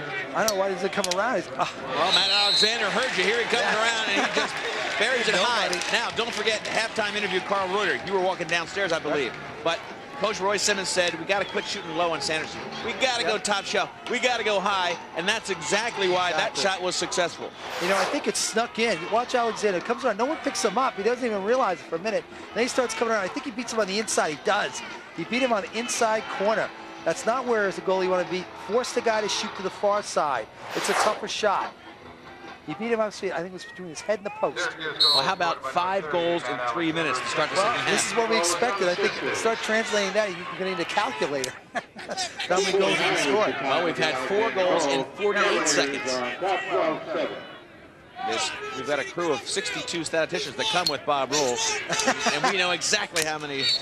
Now, notice Mulligan's a left end, another lefty in the goal. A Farmingdale product. He was a great goalie. I think he was a high school All-American. Farmdale High School. Good-sized kid. Yep. He's listed as, well, here they only say 5'10". He looks like he's standing taller than that. So Mulligan takes over the goal duties. Wren has been testing people all day. Gilbert tries to get out in front. Easy pickup by the goalie Mulligan. Off to the wing. The sun going down a little bit. Is that going to be any factor later in the day on this field? Well, this field's not bad because the sun goes this way, and you're going left to right, so it doesn't make as much of a difference if it would if the field was set up a little bit differently. 5-goal separation for these two teams. Virginia way out in front. Other things, people not familiar with the game, in that circle, the goalie makes a save. He's got 4 seconds to either throw or get out of there, but no offensive player can touch him while he's in there. It's your home. If you're a goalie, that's your home. Stay there. Off to the wing. Syracuse takes a rocket shot from the near side.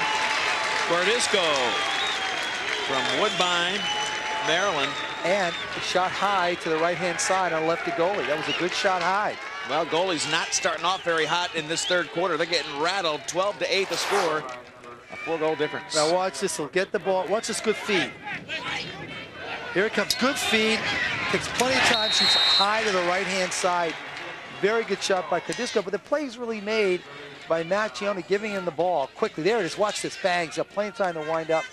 Virginia was a little slow in sliding. And Bob, you noticed that early in the game they were shooting low. Again, they shot high and scored. Exactly. Casey Powell on the wing. On the wing in the face-up. They need the ball. They know it. They can't match goals. They've got to have a spurt here. And Ryan Curtis is staying right with them. So Ryan Curtis started on the wing. It's Curtis and Powell. Casey Powell wheels and spins that one out of bounds. And Sanderson, it's funny, the 2 backup guys were so spread that it was Sanderson who gets the possession. You know, and that's what drives coaches crazy. You really need a backup on that. You lose the ball on a shot like that's not right. His brother was a little bit high on the pipe because he wanted to get the feed and was left trailing Sanderson. And really, the weak side attacker's got to rotate behind them to help out. I can understand where you're there for the backup on the far pipe. The guy on this side of the goal should have gone behind. Hanley Holcomb brings the ball down, gets it over to his teammate, Oki.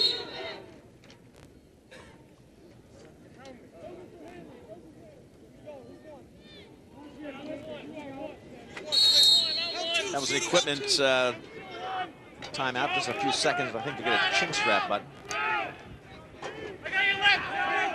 Oki. For space, gets it down low. Here comes Virginia in close, and Mulligan makes a great save. Good save by Mulligan. He gets low, went low, and that's what the guy did. That's what a good shooter does. Holcomb did a nice job, Bob. Holcomb did a great job of driving inside, getting position. And look at the save by Virginia's Oki. He knocks it out of bounds, but that is about as solid as effort. He just launches himself to make the block. And you know what's nice? Stops a potential fast break for Syracuse. What a gamble, though, Bob. If he doesn't make that, it's all or nothing. Yep. But nice save by Mulligan. He anticipated a little bit. Guy faked tie, went low, and Mulligan was there to make the save.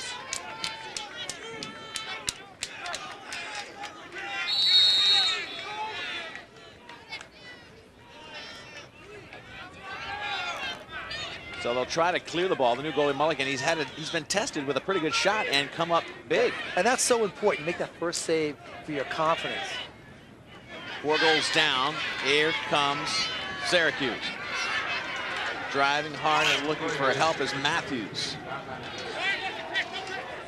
Kataya works the ball behind, and he gets the defensive checks of strong defense of Doug Davies. Davies against Kataya. Kataya pushing in, gets a double team. Ball goes behind the goal. The far side crowd reacted as if it was a good goal, but it was not, as you can tell. You had a better angle than the far side fans. Now that was again offensive player in the cage, in the crease rather. Therefore they don't get a chance to. Therefore Virginia gets the ball back. Assistant coaches for Virginia getting the team in and out.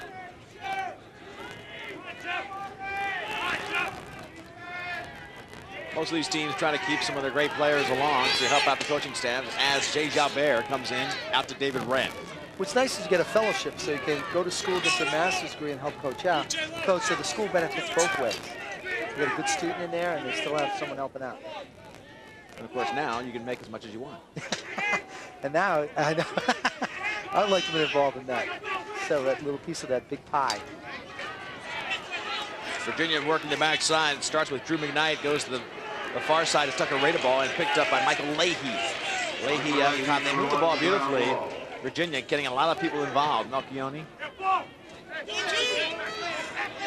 Virginia's size, Bob, is the kind of size athletes. They're not going to really overpower anybody. They need to move the ball. Jalbert, the biggest of the bunch. Exactly, and that's what they're doing so well. They're moving the ball, taking advantage of any Syracuse mistake to get open on the crease, finding the seam, all the stuff that they should be doing. I say that, and I look at the stats. David Wren, of course, he's got a bunch of goals. 4 today, 6-2. There's a great shot in close by Virginia. They're waving it off. Crease violation. It would have been goal 13, but it is not. The defense, look at Mulligan. He is pumped. He came out and signaled other direction, folks. And Mulligan came out and hammered Jalbert, which I used to love to do as a goaltender, get back with those attackers that shoot at you a little bit. The one thing I didn't like that Mulligan did, though, watch this now. Mulligan goes with his stick low. Go with your stick high. Watch him. See how his stick is low? He goes high with his stick, stick on stick. Jalbert never gets a chance to score. A little thing like that for goalies. Go stick on stick and then drive your body through him. Crease violation. Was that on Jalbert or an off player? Because he didn't look like he was anywhere near the crease. I didn't see other player around the crease, so.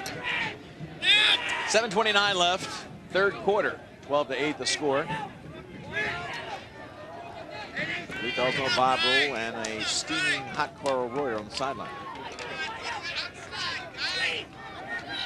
Syracuse down by 4, tries to get it in close. Sanderson, easy pickup. Nice double team.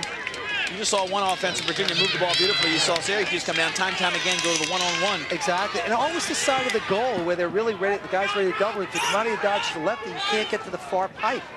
You want to come out of your dodge as a righty and go far pipe. Sanderson's hugging the corner, not giving him a good shot. Davies clears, Baruch gets it back to Radeball, and then he goes far side. First base in there, Jamie Leachman. McKnight has been in the game the whole way. Again, statistics will show that he's really the glue. You know, late in the season, he had a game against Maryland. There's a big shot behind the goal. McKnight had 5 assists in the big ACC game. Well, they started focusing on the next game. Next game, he had 5 goals. I mean, the guy can do it all. Very tough to control on that end of the field. Glatzel. Well, that's what we're talking about. Virginia comes in here really tournament hard.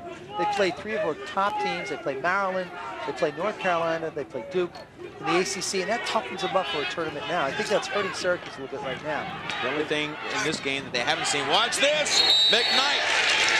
Good play. Drew McKnight does a great job. They work it from the one side to the far side, and once McKnight got it, it was all his faking and all the reaction of goalie Mulligan. Good job. 13-8, they're back up by 5. A lot of time left.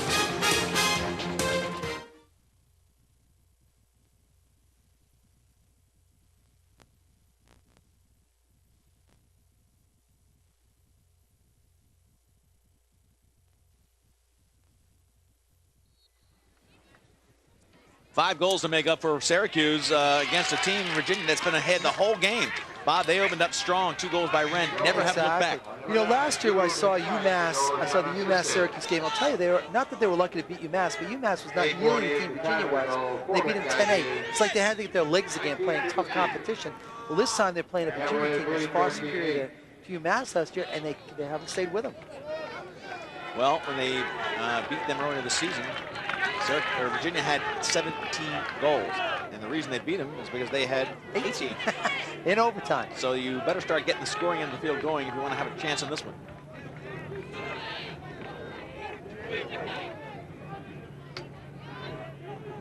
Virginia looking away. What a great shot by Melchione. It was a look-away shot, Bob. He had everybody fooled, including goalie Mulligan. He fooled me because I thought he was passing to number 5. He was giving the ball to Jamie Leachman, and it distracted Mulligan. The ball went by him. Rob Mulligan just got burned on that one from way out front by Melchione. It's been his quarter. Now here's Mulligan. Watch this good move. He drives hard. And I think he's passing the ball, but it might have been a shot. I don't know, but Leachman got in the way and distracted Mulligan. That was it.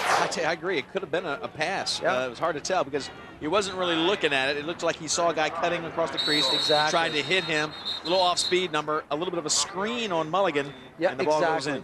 And as a goalie, you get easily distracted. You're looking, is that a pass or is it a shot? You set yourself up. It suddenly goes by the guy. Well, Melchione's focus was dead in front of him. The shot went to his left. And now you've got Casey Powell out there playing midfield because they've got to get the ball. Well, he started off on the midfield wing, and this is the downside of putting him on the faceoff. Now he's got to play some D. But you'll see him go in transition. He's already way back. Look at Casey Powell. He's way to the left. If they got the ball back, he's off to a fast break. Exactly. That's what they want. It's almost like they're setting up a man-down situation, hoping to get the ball quick. Carl Reuters on the sideline. Carl, what's going on down there? All right, Leaf, moments ago when the goal was disallowed, somehow Jay Jalbert, number 10 for Virginia, took a stick underneath that face mask, and he's got a pretty bad cut on the right side of his chin. Apparently they're going to stitch it up and hopefully get him back into action, but it's a pretty nasty cut right now that they're working on. Back upstairs. And it makes him wish he shaved before the game. Tough kid, Jay Jalbert. Probably see action again right now under 5 minutes. This team's up by 6, and they've got a power play, an extra man play rather. It's 6 against 5. That happened though, I think when Mulligan hammered him in the crease. Well, you're probably right. It was a great hit. I like goalies who hit because they then respect your territory. Melchione, ready to ball. A blazing shot picked up by Mulligan. I thought he's looked pretty solid in there, this Mulligan kid. That was a good save. Oh my goodness, what's he Tries to get it up to Casey Powell. He does. That's not by direction. That was lucky. Casey Powell bringing the ball in behind the back. That's the Powell we know. Circus time. Well, Mulligan got lucky. He's on the other side. He's a real cheerleader. Mulligan is dancing around the field. He tried to hit a player in between Casey Powell and him. It squirted through, and luckily, Casey Powell's the guy who picked it up. Powell picks it up with that backhand, that patented backhand shot that started with the Gate brothers at Syracuse. Now watch this. He really kind of cheaps the ball just off of Virginia's stick. Here comes Powell. Powell makes a nice little dodge, but he's gone by the goal now. He's too far behind the goal. He flips that backhand shot and scores. A great play by Casey Powell. Yeah, that's not really a flip. It's about, I mean, it's kind of that's like a driving shot. Kind of a 72-mile-an-hour flip. And he goes to the all-time point leader with 28 3-points. And with that score, all-time leader, look at that. And he's beating a guy named Gary Gate, folks. That the number 22 has been fabled in the at the University of Syracuse since Gary Gate put it on. After him, you had a guy named Charlie Lockwood to pick it up. Great midfielder. And it was challenged really by Roy Simmons. He said, "Look, if you have any guts, you'll pick up that number 22 and put it on." They don't retire the jersey. And Lockwood went home and said, "Let me think about it." And he goes home and he thought about it. And he came back and put it on and became an All-American for 4 years. He takes it off. Casey Powell puts it on. He's also a member of the USA team, right? He is a member of the USA team. There's the pipe. Pipe shot. They beat Sanderson, but the ball comes back out. There are 5 goals down to Virginia.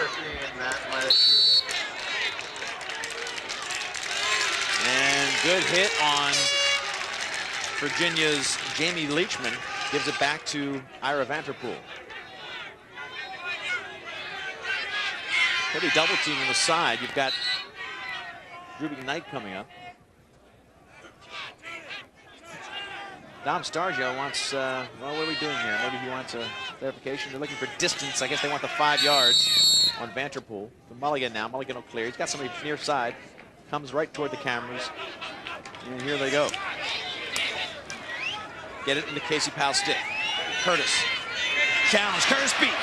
Powell's all by himself. Wear the white jersey. So there's 4 players on Powell. Somebody's got to be open. Unbelievable. Bob, there were 4 players playing him. Where were all the white jerseys?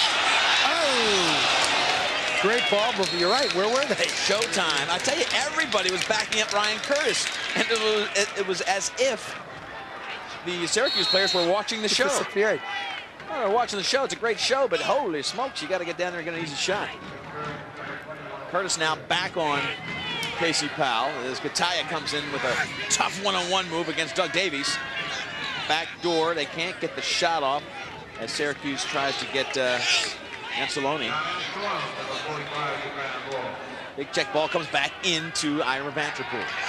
3:12 left, still a 5-goal lead for Virginia. Powell the last to score in this game. Watch out, here he is again. Casey Powell gets checked. Beautiful slide.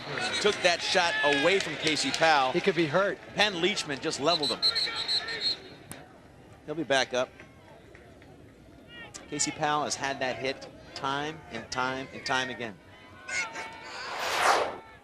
Powell gets double teamed every day. He's looking for the ball. That's what a great player does. Double team Look at and Leachman, good hit. Ooh. Boy, that was a little enthusiastic up in the head area. And you saw what a great angle that was, because you saw Leachman just parked and waiting. Casey Powell comes out for a moment.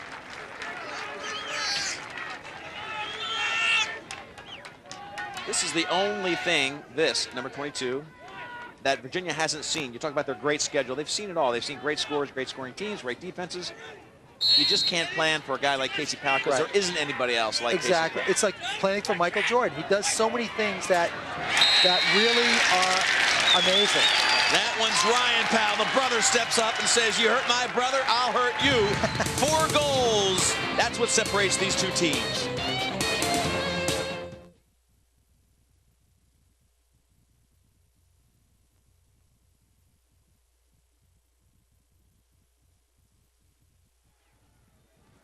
Ryan Powell taking things into his own. Now watch him just drive around his defenseman. Sheer power.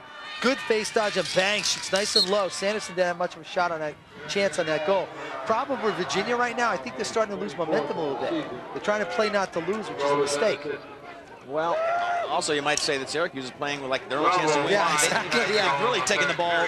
They've really taken the ball the last couple of minutes where they haven't done that before. Yeah, I think you're right. Also, Mulligan stepped in and has nice outlet passes. Has made a nice job of blocking some shots. Ryan Powell now taking over with his brother's absence. Powell in close. The goalie came out. He was all by himself. He comes again. Now he comes in and Ryan Powell scores. They're back to within 3. After the hit on Casey Powell, brother Ryan takes over and scores 2 in a row, 4 on the game.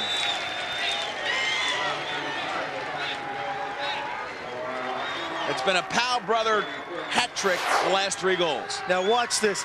Great move. He comes out, beats his defenseman. Goalie comes out, but he doesn't quit. And the defensemen are both in the goal. And bang, he just beats Sanderson high. Notice it too. Sanderson's been beaten high virtually every time.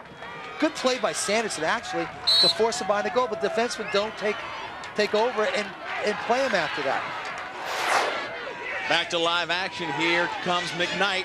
Watch out, gives it off to Melchione. He'll have some space, and Mulligan makes a big block high. Good save, but he shot high to his left side. Shoot high to his right, that might be a goal. Well, you can't say Virginia doesn't know how to shoot against a left-handed goalie because they practice against one every day. So against Virginia, technical foul goes to Syracuse. You talk about the big momentum. Well, the Orangemen got it.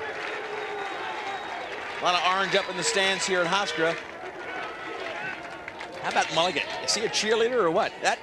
You know, Bob, on that end of the field, you can really infect a team with a lot of energy by getting a guy who's a cheerleader in the goal. You know, the thing is, I mean, you have all that downtime in the goal. Why not be a cheerleader? Why not? The other thing is, the goalie's really like a quarterback. The enthusiasm and confidence that he can give to his defense becomes infectious. And that's just what's happening with Mulligan. They know they can score against these guys. They've done it in the past. They just don't want to run out of time. That's what they have to face. See, Casey Powell is back also in his usual spot. 1:55 left in the third. 3 goals separate. This is an extra man play. Backdoor! Casey Powell! The Pals! 4 straight goals. This is a ball game. 2 goals separate them. 14-12 is the score with 1:51 left in the third. Watch this extra man. It's a textbook of how you feed a man. Okay, Ryan Powell Gets it out to Ted. He's got the ball. Look at him cut and catch the ball. Where's the defenseman? He got that little seam and caught the ball and scored. Well, the amazing Great thing play. is, Bob, that pass came across the whole man down. Exactly. I mean, that is really what you don't want. You might That's score not a the lot of ways, but you don't want them to be able to skip a defensive player. You can't pass over the defense. And the interesting thing is, what kind of concentration does Casey Powell have to pick that ball out through a sea of sticks right on the goal mouth, catch it, and then put the ball in the goal? That's Powell tremendous concentration. Well, he's got all the tools. He's playing against Ryan Curtis, who, for the most part, has done a pretty good job. But you give him a chance to finish one, he will finish. And that's what the Powell boys have done. They've scored 4 straight.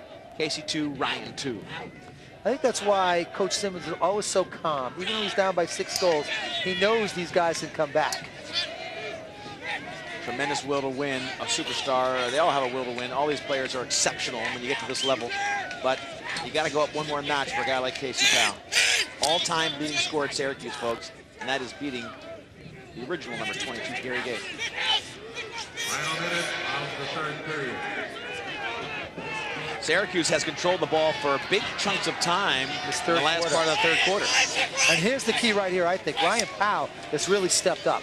He's going past Leishman and got a little stick check to take away that shot. A good hard shot he would have had. So Virginia dodges a little bit of a bullet there. The Orangemen 4-goal run, but now Virginia has a chance to end the quarter with some offense of their own. See the clock winding down in the third. Ball sets up against the defense of Syracuse's Josh Rule. Out front, Wren gets tied up. Wren looking for a holding call against. And they got a handball. They actually touched it. You cannot touch a lacrosse ball with their hand other than the goaltender, who can bat it away. He can't put his hand around it. And that's what happened there. They got him with a handball. Goaltenders obviously getting way too much leeway. No way. They should make their sticks 5 feet wide. I'm sure that's on the design table. Here goes Syracuse with 4 seconds left. They won't have time to shoot unless they, barely missed that one. Almost got a shot off to end the third quarter, but it was dramatic for Syracuse. The last 5 minutes, they took over. And it was 4 goals by the Powell brothers in about 4.5 minutes to make it a 14-12 game. How about back for the final 15?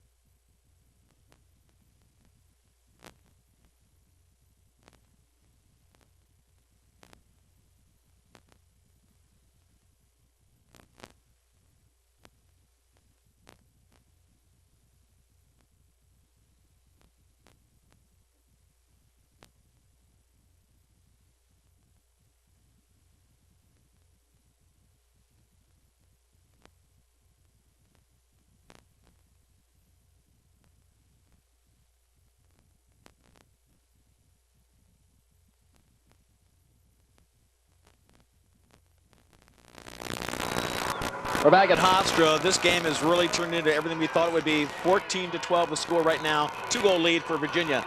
Hey, what are you doing in July? You want to see the best players in the world go head-to-head? Well, you can. The International Lacrosse Federation World Championships, commonly known as the World Games. They only happen once every 4 years. They haven't happened in the United States since 1982. And I hate to tell you, but I announced those a long time ago, folks. July 15th and 25th, I'll be doing the games this year as well for TV, but they're at Johns Hopkins Homewood Field.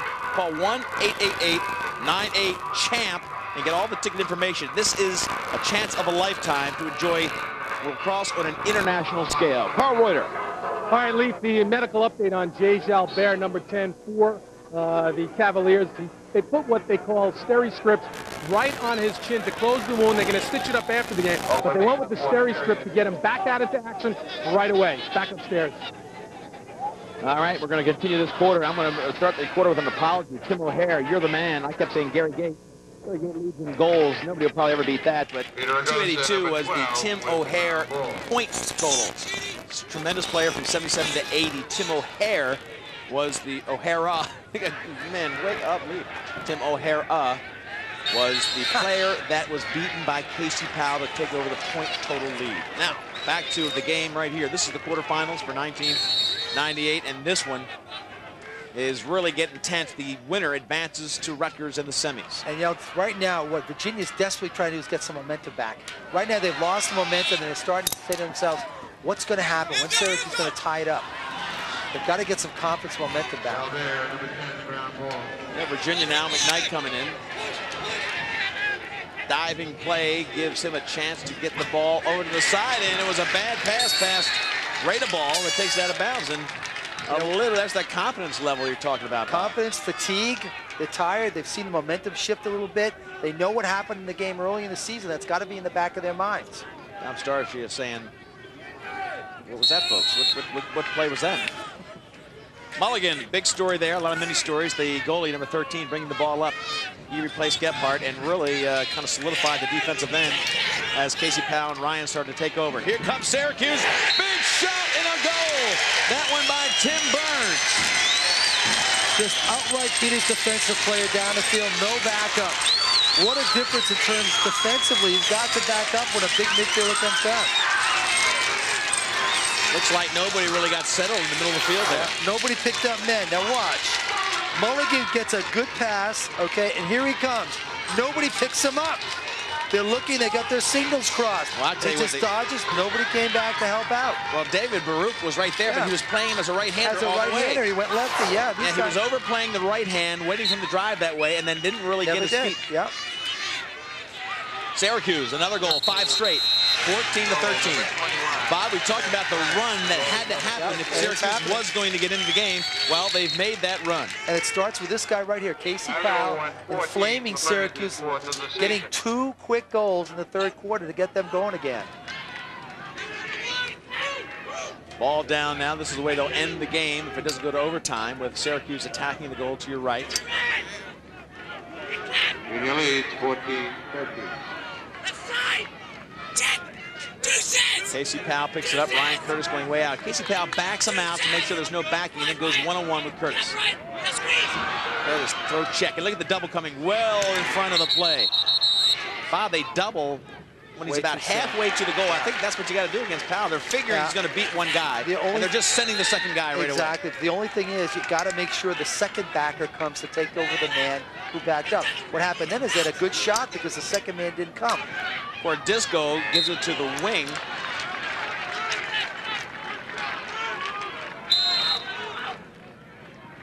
And back in with Ryan Powell. Leach was really locking in on this.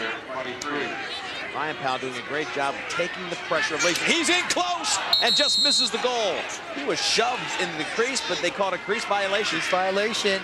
It looked like he was hammered into the crease. Well, we've seen a couple of interesting And that's plays, what he's asking the referees. How could I have not gone to the crease? Because they did hammer him pretty good. I would have called push without possession, giving it back to them. You guys be the judge. Take a look at this play. All right, Casey Powell just working his man, and he really beat him, and then gets hammered into the crease. I mean, he was launched by Jason Hart. Melchione, solid player who's had a really good second half. Give you an idea, too. He's from Garden City High School. The other kid he played with, Mike Ferrucci, was a player of the year in the Ivy League. Tim Glisker here plays for Syracuse. A lot of great players on the team he played in high school. And Chris Massey on Princeton. All played with Melchione. That was some team they had when they were back at Garden City. I think they won the state championship. A lot of talent there. Virginia now, this is Gilbert. We haven't heard from him for a while. He's a guy who can take over. Takes the shot and gets it behind Mulligan, but no goal. Well, he got just a piece of it. Beautiful job by Mulligan. Nice play by Wren if he gets the ball back. Abrams gets wrapped up by Wren, and the ball finally picked up. Push call goes back to UVA. You know what's coming right now, Lee? If I always call it the fourth quarter on a hot day in the playoffs, it's a war. Right now, you're in a war right now. There should be nothing left. You should be spent at the end of this game. If you're not, there's something wrong. And these guys right now are really playing their hearts out. Next time out, Bob will send you up and down those stairs one more time so you get into the spirit. That's a war for me. Virginia, Melchione. Late in the afternoon at Hofstra, 11:27 left. This this has really taken some of the heat off the AstroTurf, and these guys are really enjoying, as great athletes do, the great competition, a one-goal game. For all that Syracuse has done in the last few moments, Virginia still, of course, leads by 1. And all they have to do is maintain that to advance. Now they've got a long stick on Wren. Wren comes in, bounces it well in front of the goal, and Mulligan has looked very strong. Very strong, but not a great shot. You know why? The long stick had a stick in front of Wren, and Wren never got a good shot off. They're smart now. They're taking Wren and cutting him off from the ball, or if he gets it, they're making sure that he doesn't get a good shot off. Coming down the field, Syracuse just pulling back.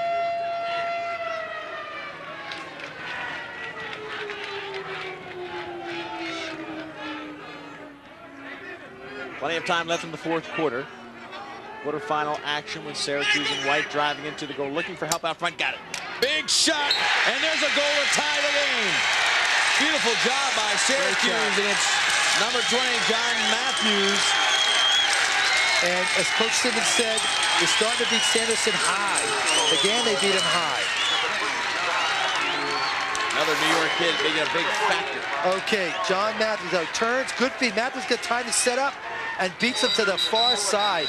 Good shot. Look at that enthusiasm. Syracuse has climbed back into this one. They've scored 6 straight goals. They've tied it at 14, but plenty of time left. Come back to Hofstra.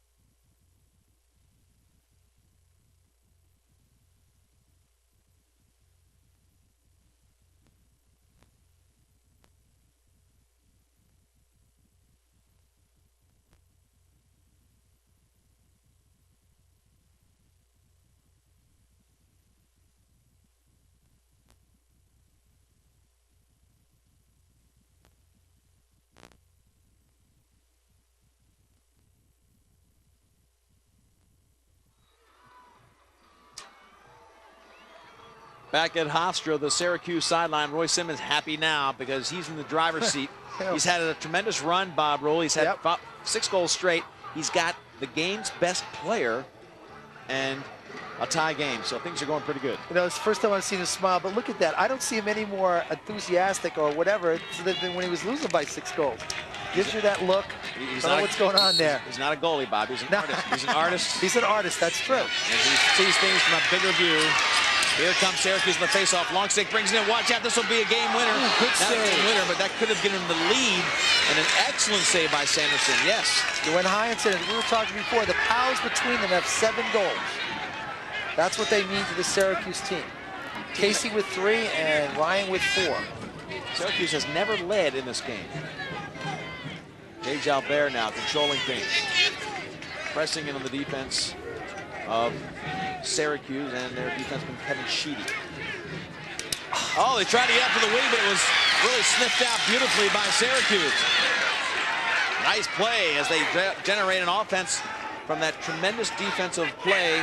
Matt Alexander just saw the pass coming and stepped up to pick it off. And you know, a little bit that's fatigue too, Leaf. He kind of made him up his mind to throw it, even when he knew the guy might be covered. He's in a great spot to shoot, I'll tell you that. He was passing it to a pretty weak spot. Inside, watch out, Kataya gives Syracuse the first lead of the game. You know, it's from Casey Powell. Powell comes out of the dodge, finds the guy, and scores a goal. It starts with Powell. Everybody's got a double Powell. They so fear him that it opens up other avenues. Kataya was wide open on that play, gets the ball and scores.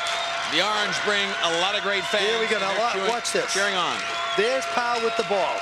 You gotta respect him. Here comes the double. Watch Powell hit the guy real quick. Bang! Kataya scores. Well, how easy is that? 3 players were on Casey Powell. All he has to do is give it up. I say all he has to do, but that is what he does beautifully. That's what makes him so great. He found the open man. It's so hard to do for a lot of regular players. Face off, back to Mulligan. Look at Mulligan.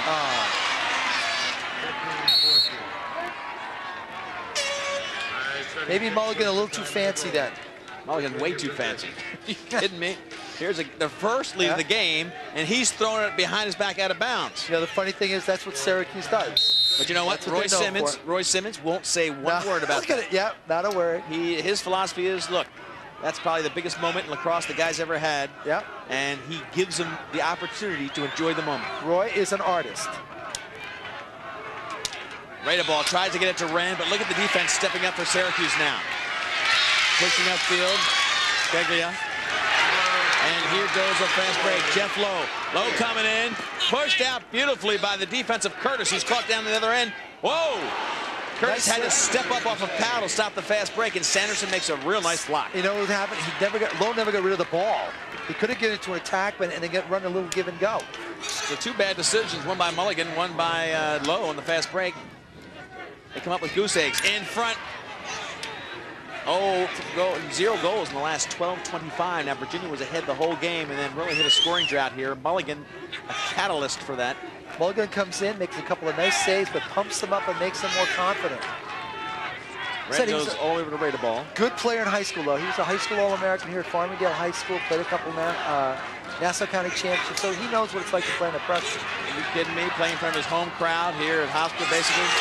He loves it. Fast break going out. They're trying to get it going. This is Suffarelli. He'll take a shot, and he gets the far pipe.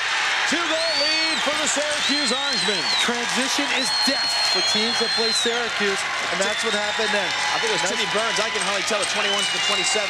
21, Timmy Burns. Tim Burns. No, 27. 27. That was. You're right, Suffarelli. Now watch this. It starts with Mulligan getting the ball and feeding right there, feeding Suffarelli right away. This guy has no goals in the season at this point. Here he goes. They never really pick him up, and he takes a good, hard shot to the right side. Watch him coming down. No one really picks him up. He takes a good hard bounce shot to the far side. Well, sophomore from Freeport, New York. Went to Baldwin. A lot of hero stories being built here in front of the Long Island crowd. Timeout called by Syracuse, but how about this run? 8 straight goals to give them the 16-14 lead. They were down 14-10, Bob Roll, and they lead by 2. Momentum, all the little things we talk about, giving up penalties, slowing the game down, playing not to lose.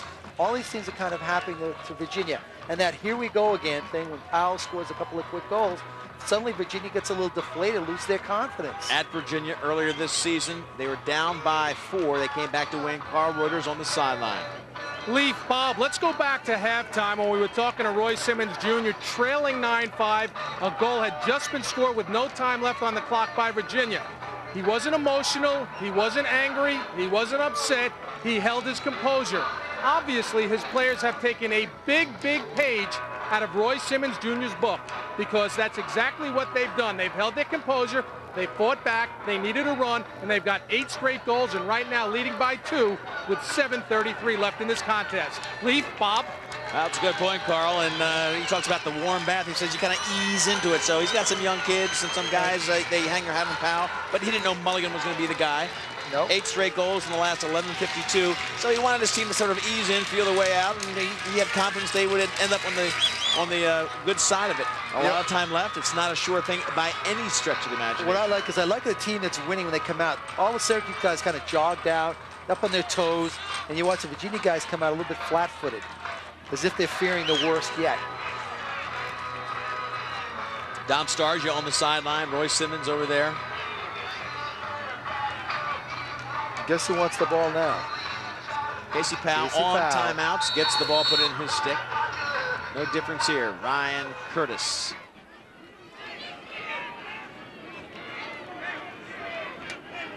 We've had a good string of great athletes from middle linebackers of late. Jake Berge from Bill Berge, a middle linebacker for the Eagles. Jake Berge played at Salisbury.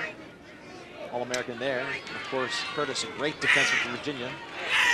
And Mike Curtis, his dad, as I mentioned. I saw him on the dating game. I wonder if that's his Mike mom. Curtis? Mike Curtis on the dating game like 25 years ago. Maybe that's his mom. Maybe he won. I've forgotten now. True, that's a true story. I understand the story. What about his mom? Maybe his mom was the woman he met on the dating game. We don't know this. Oh, I got you. See? We'll find that out, folks, for you later. These are the important things lacrosse fans want to know. 16. This game is much more interesting than our comments. 16-14, 6:51 left. This game is on the line. Winner is the only team that advances to the semifinals at Rutgers. That is a weekend you want to enjoy. Memorial Day weekend, Saturday, doubleheader, the best doubleheader in lacrosse. And a wonderful place to see a lacrosse game. Rutgers down in that little bowl there.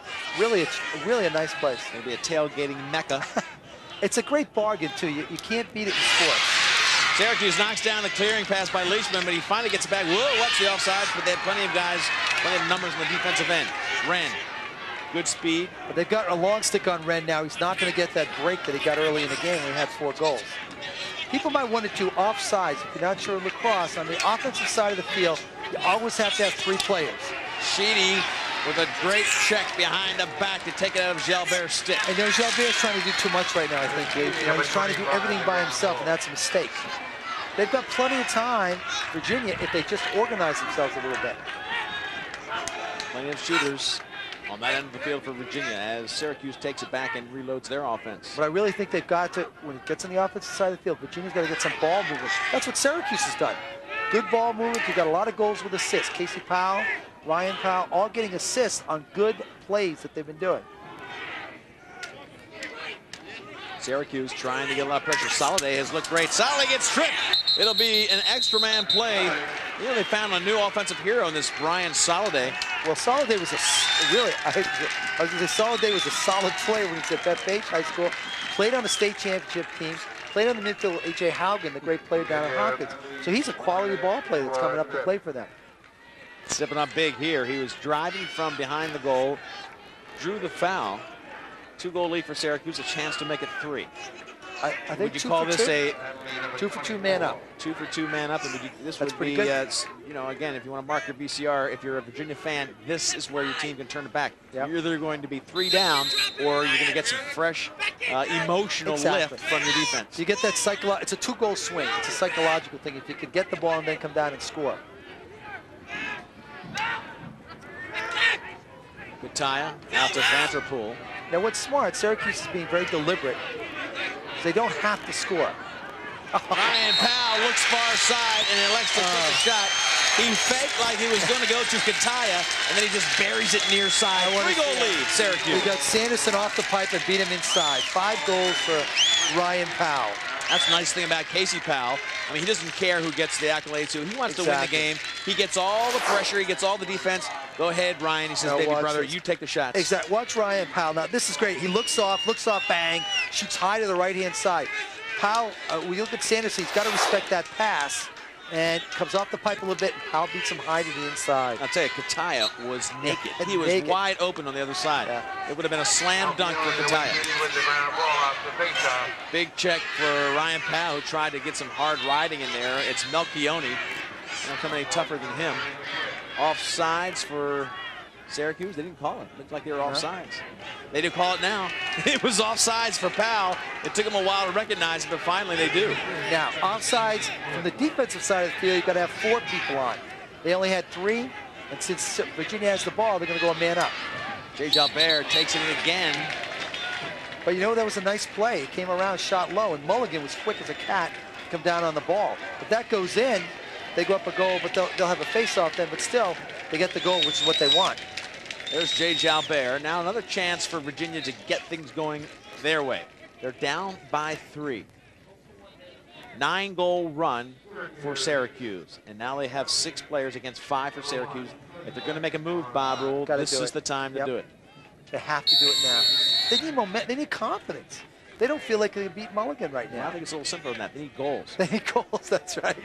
And this is a good chance to get one. A goal will give them confidence. It's a 30-second penalty. Rate of ball goes behind. Michael Leahy out to Gilbert. Melchione, nice rotation. Usually plays will start after 1 full rotation. Now they get into a player movement, player rotation, and Leahy through in close to McKnight. It was a high pass by Radeball. Bob, he was there. It was a high pass. But you know the difference? We were calling the game about 15 minutes ago. Casey Powell catches the same kind of pass and stuffs it in. The little bit of a difference between a really great player and a real good player. We'll be listing Bob Rule's home phone number for them to listen, so the McKnight family can call him. No, he's a great player. I'm not knocking, but that's the difference. There's a play to try to get it in close. McKnight tried to feed Radeball. That was the, both combinations missed on both ends. Yep. Radeball tried to hit McKnight. McKnight tried to hit Radeball. Both times they missed fire. Now we're under 4 minutes, and it's a 3-goal lead. No goals in 16:25. Starsia cannot believe it. In the other semifinal, Princeton kind of did the same thing to a team from North Carolina, Team Duke. Yeah, Duke's down there just not scoring forever. That took them out of the game. I think they went 27 minutes. They're up 8-4, 32 minutes before they scored a goal. Mulligan taking his time in this no-man zone. Now, Casey Powell picks that up. A ball low and inside. Looked like a shortstop on that one. Now, with 2 minutes to go, they've got to keep the ball in the box if you're ahead. But what they want to do, they don't want to. They have no great desire to score right now. They don't have to score to win. They got to get in the box though. You can't stall. Where that 30-yard line marker is, you got to keep the ball inside that. Ryan Powell trying to draw a flag. Got hammered pretty good. Yeah, in the face been there. really taking some target practice on him. This is not, I'm going to tell you something, folks, this is not easy for the Orangemen to do. They don't like to kill time in this end of the field. They want to go to the cooker. They know right now the clock is really going to help them. Back up front, they still take some more time off it. They got to start to. Sanderson's got to come out and double the ball a little bit. Stuart Smith back to Kataya. Now he's got to get some tough pressure from Doug Davies. Davies puts the ball on the ground. Hold call against Davies, gives it back to Syracuse. Casey Powell says, whoop, give me the ball, and this is what they do. Every time Roy Simmons gets a chance, he wants the ball. In other words, on a stop and play, he wants the ball into the stick of number 22.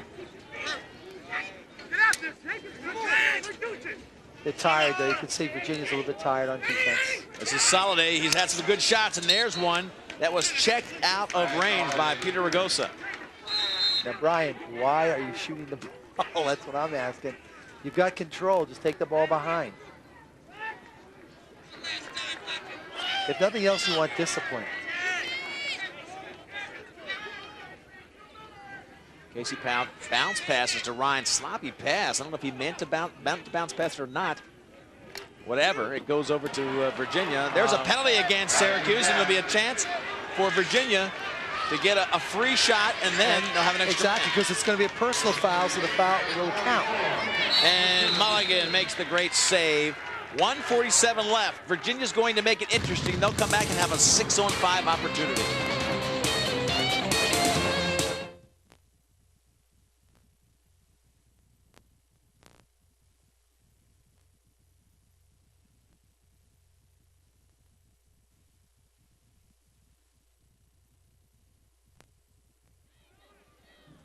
The drama of quarterfinal action right here at Hofstra's Field. It's Syracuse in white with a 3-goal lead. Virginia now with an extra man play, 6-on-5. They've got to score here, Bob Rule, if they're going to have a chance in this game. No doubt about it. Rate of ball rocked and fires and picked up by Mulligan. He has been one of the heroes. Ryan Powell on the offensive end, Mulligan on the defensive end.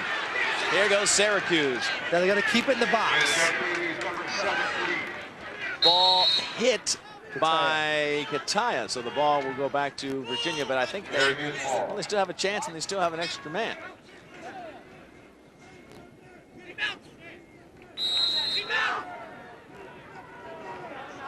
Melchione will bring it up. Melchione's got to push the ball up and try to shoot. Someone's got to shoot here quick. Now it's too late now. It's even up at this point, but they still get a good shot in close, and they couldn't quite handle it. The ball right through the stick of Michael Leahy. Bob Rule, they have missed 3 connections in front of goalie Mulligan in the last 2 minutes. Exactly. That's just, when things go bad, things go real bad. That's what's happening to Virginia right now. These are good ball players. And you hear the Orangemen, the great crowd here from upstate New York standing up, cheering. They draw a crowd wherever they go. The faithful Orange fans will follow. And you can bet they'll be at Rutgers next week. Well, we're getting some of the familiar faces, but a pretty good showdown in Rutgers. You got Princeton already there. You got Syracuse, looks like they're going to be on the way. And then some teams Good playing. save by Mulligan. And here's an Balance that interesting out. question. Who do you start in the goal next week for Syracuse? It's going to be a big question. Well, Mulligan came off the bench pretty well. Maybe you start Sure did. Gephardt and come when you need him. Watch Syracuse taking the shot and off the back of the net. Defenseman's dream. Yeah, Kevin Sheedy. Eyes lit up, didn't he? Yes, it did. Fortunately, the goal didn't light up for him. Casey Powell now trying to burn off the final 27. Powell was very happy to go ahead and take the double-triple teams. Oh, and the referee went down, took a tumble.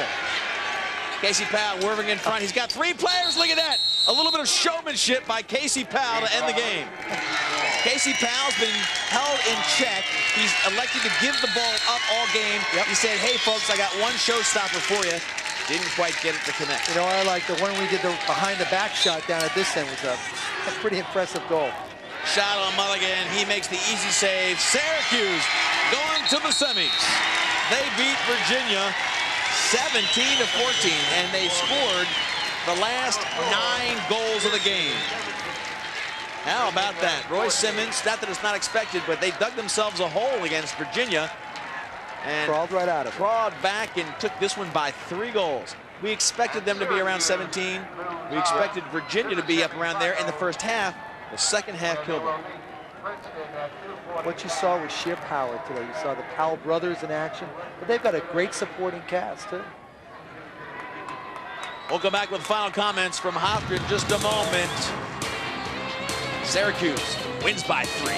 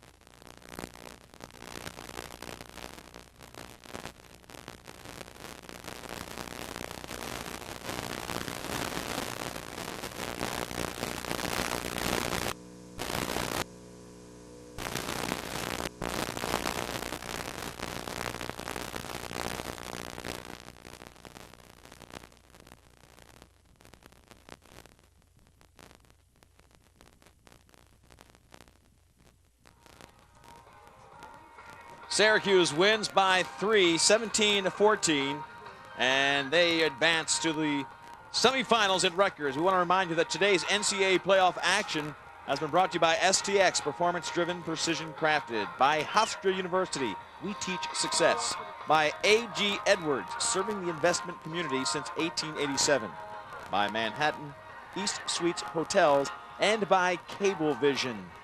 Well, this game was pretty much the way we expected. It ended up with the big guns on the offense for Syracuse taking charge. Yeah, and if you look right now, it's the 2 Powell brothers who stepped up real big at the end. First guy, though, Ryan Powell's the guy who stepped up, scored a couple of quick goals to give Syracuse momentum. Here comes Ryan right now, driving real hard around the goal, takes a good hard shot and beats Sanderson. This was the start, this shift of momentum to Syracuse right there. All right, so Syracuse will advance. A good hard-fought game against Virginia for Carl Reuter and Bob Rowe. I'm Lee Fels. Well, thanks for watching our quarterfinal action. And our thanks to Barry Landers, the executive producer, who couldn't be here to announce, off on another assignment. We'll see you next time.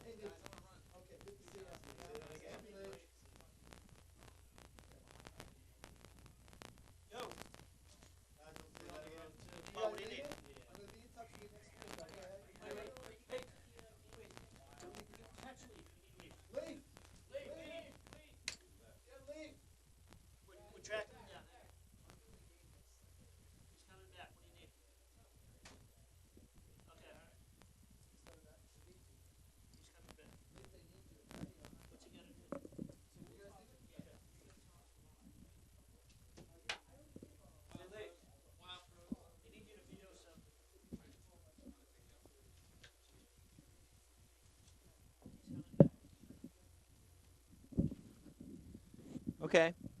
Yep. Wild throws. Okay. Okay. Ready? Okay.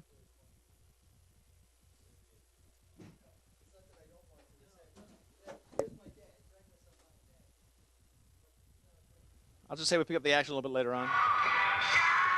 I'll just say a little later on in the quarter. Okay. Okay. Okay. All right, now we pick up the action a little bit later in the quarter. And now later in the quarter, Virginia had the ball. And now we move later in the quarter with Syracuse in possession. Let's move later in the quarter. Each team had scored once. Let's move down later into this quarter when Virginia had possession. Neither team scored the rest of this quarter. We'll come back and start the next. Stay with us. Anything else? Yeah, I don't know.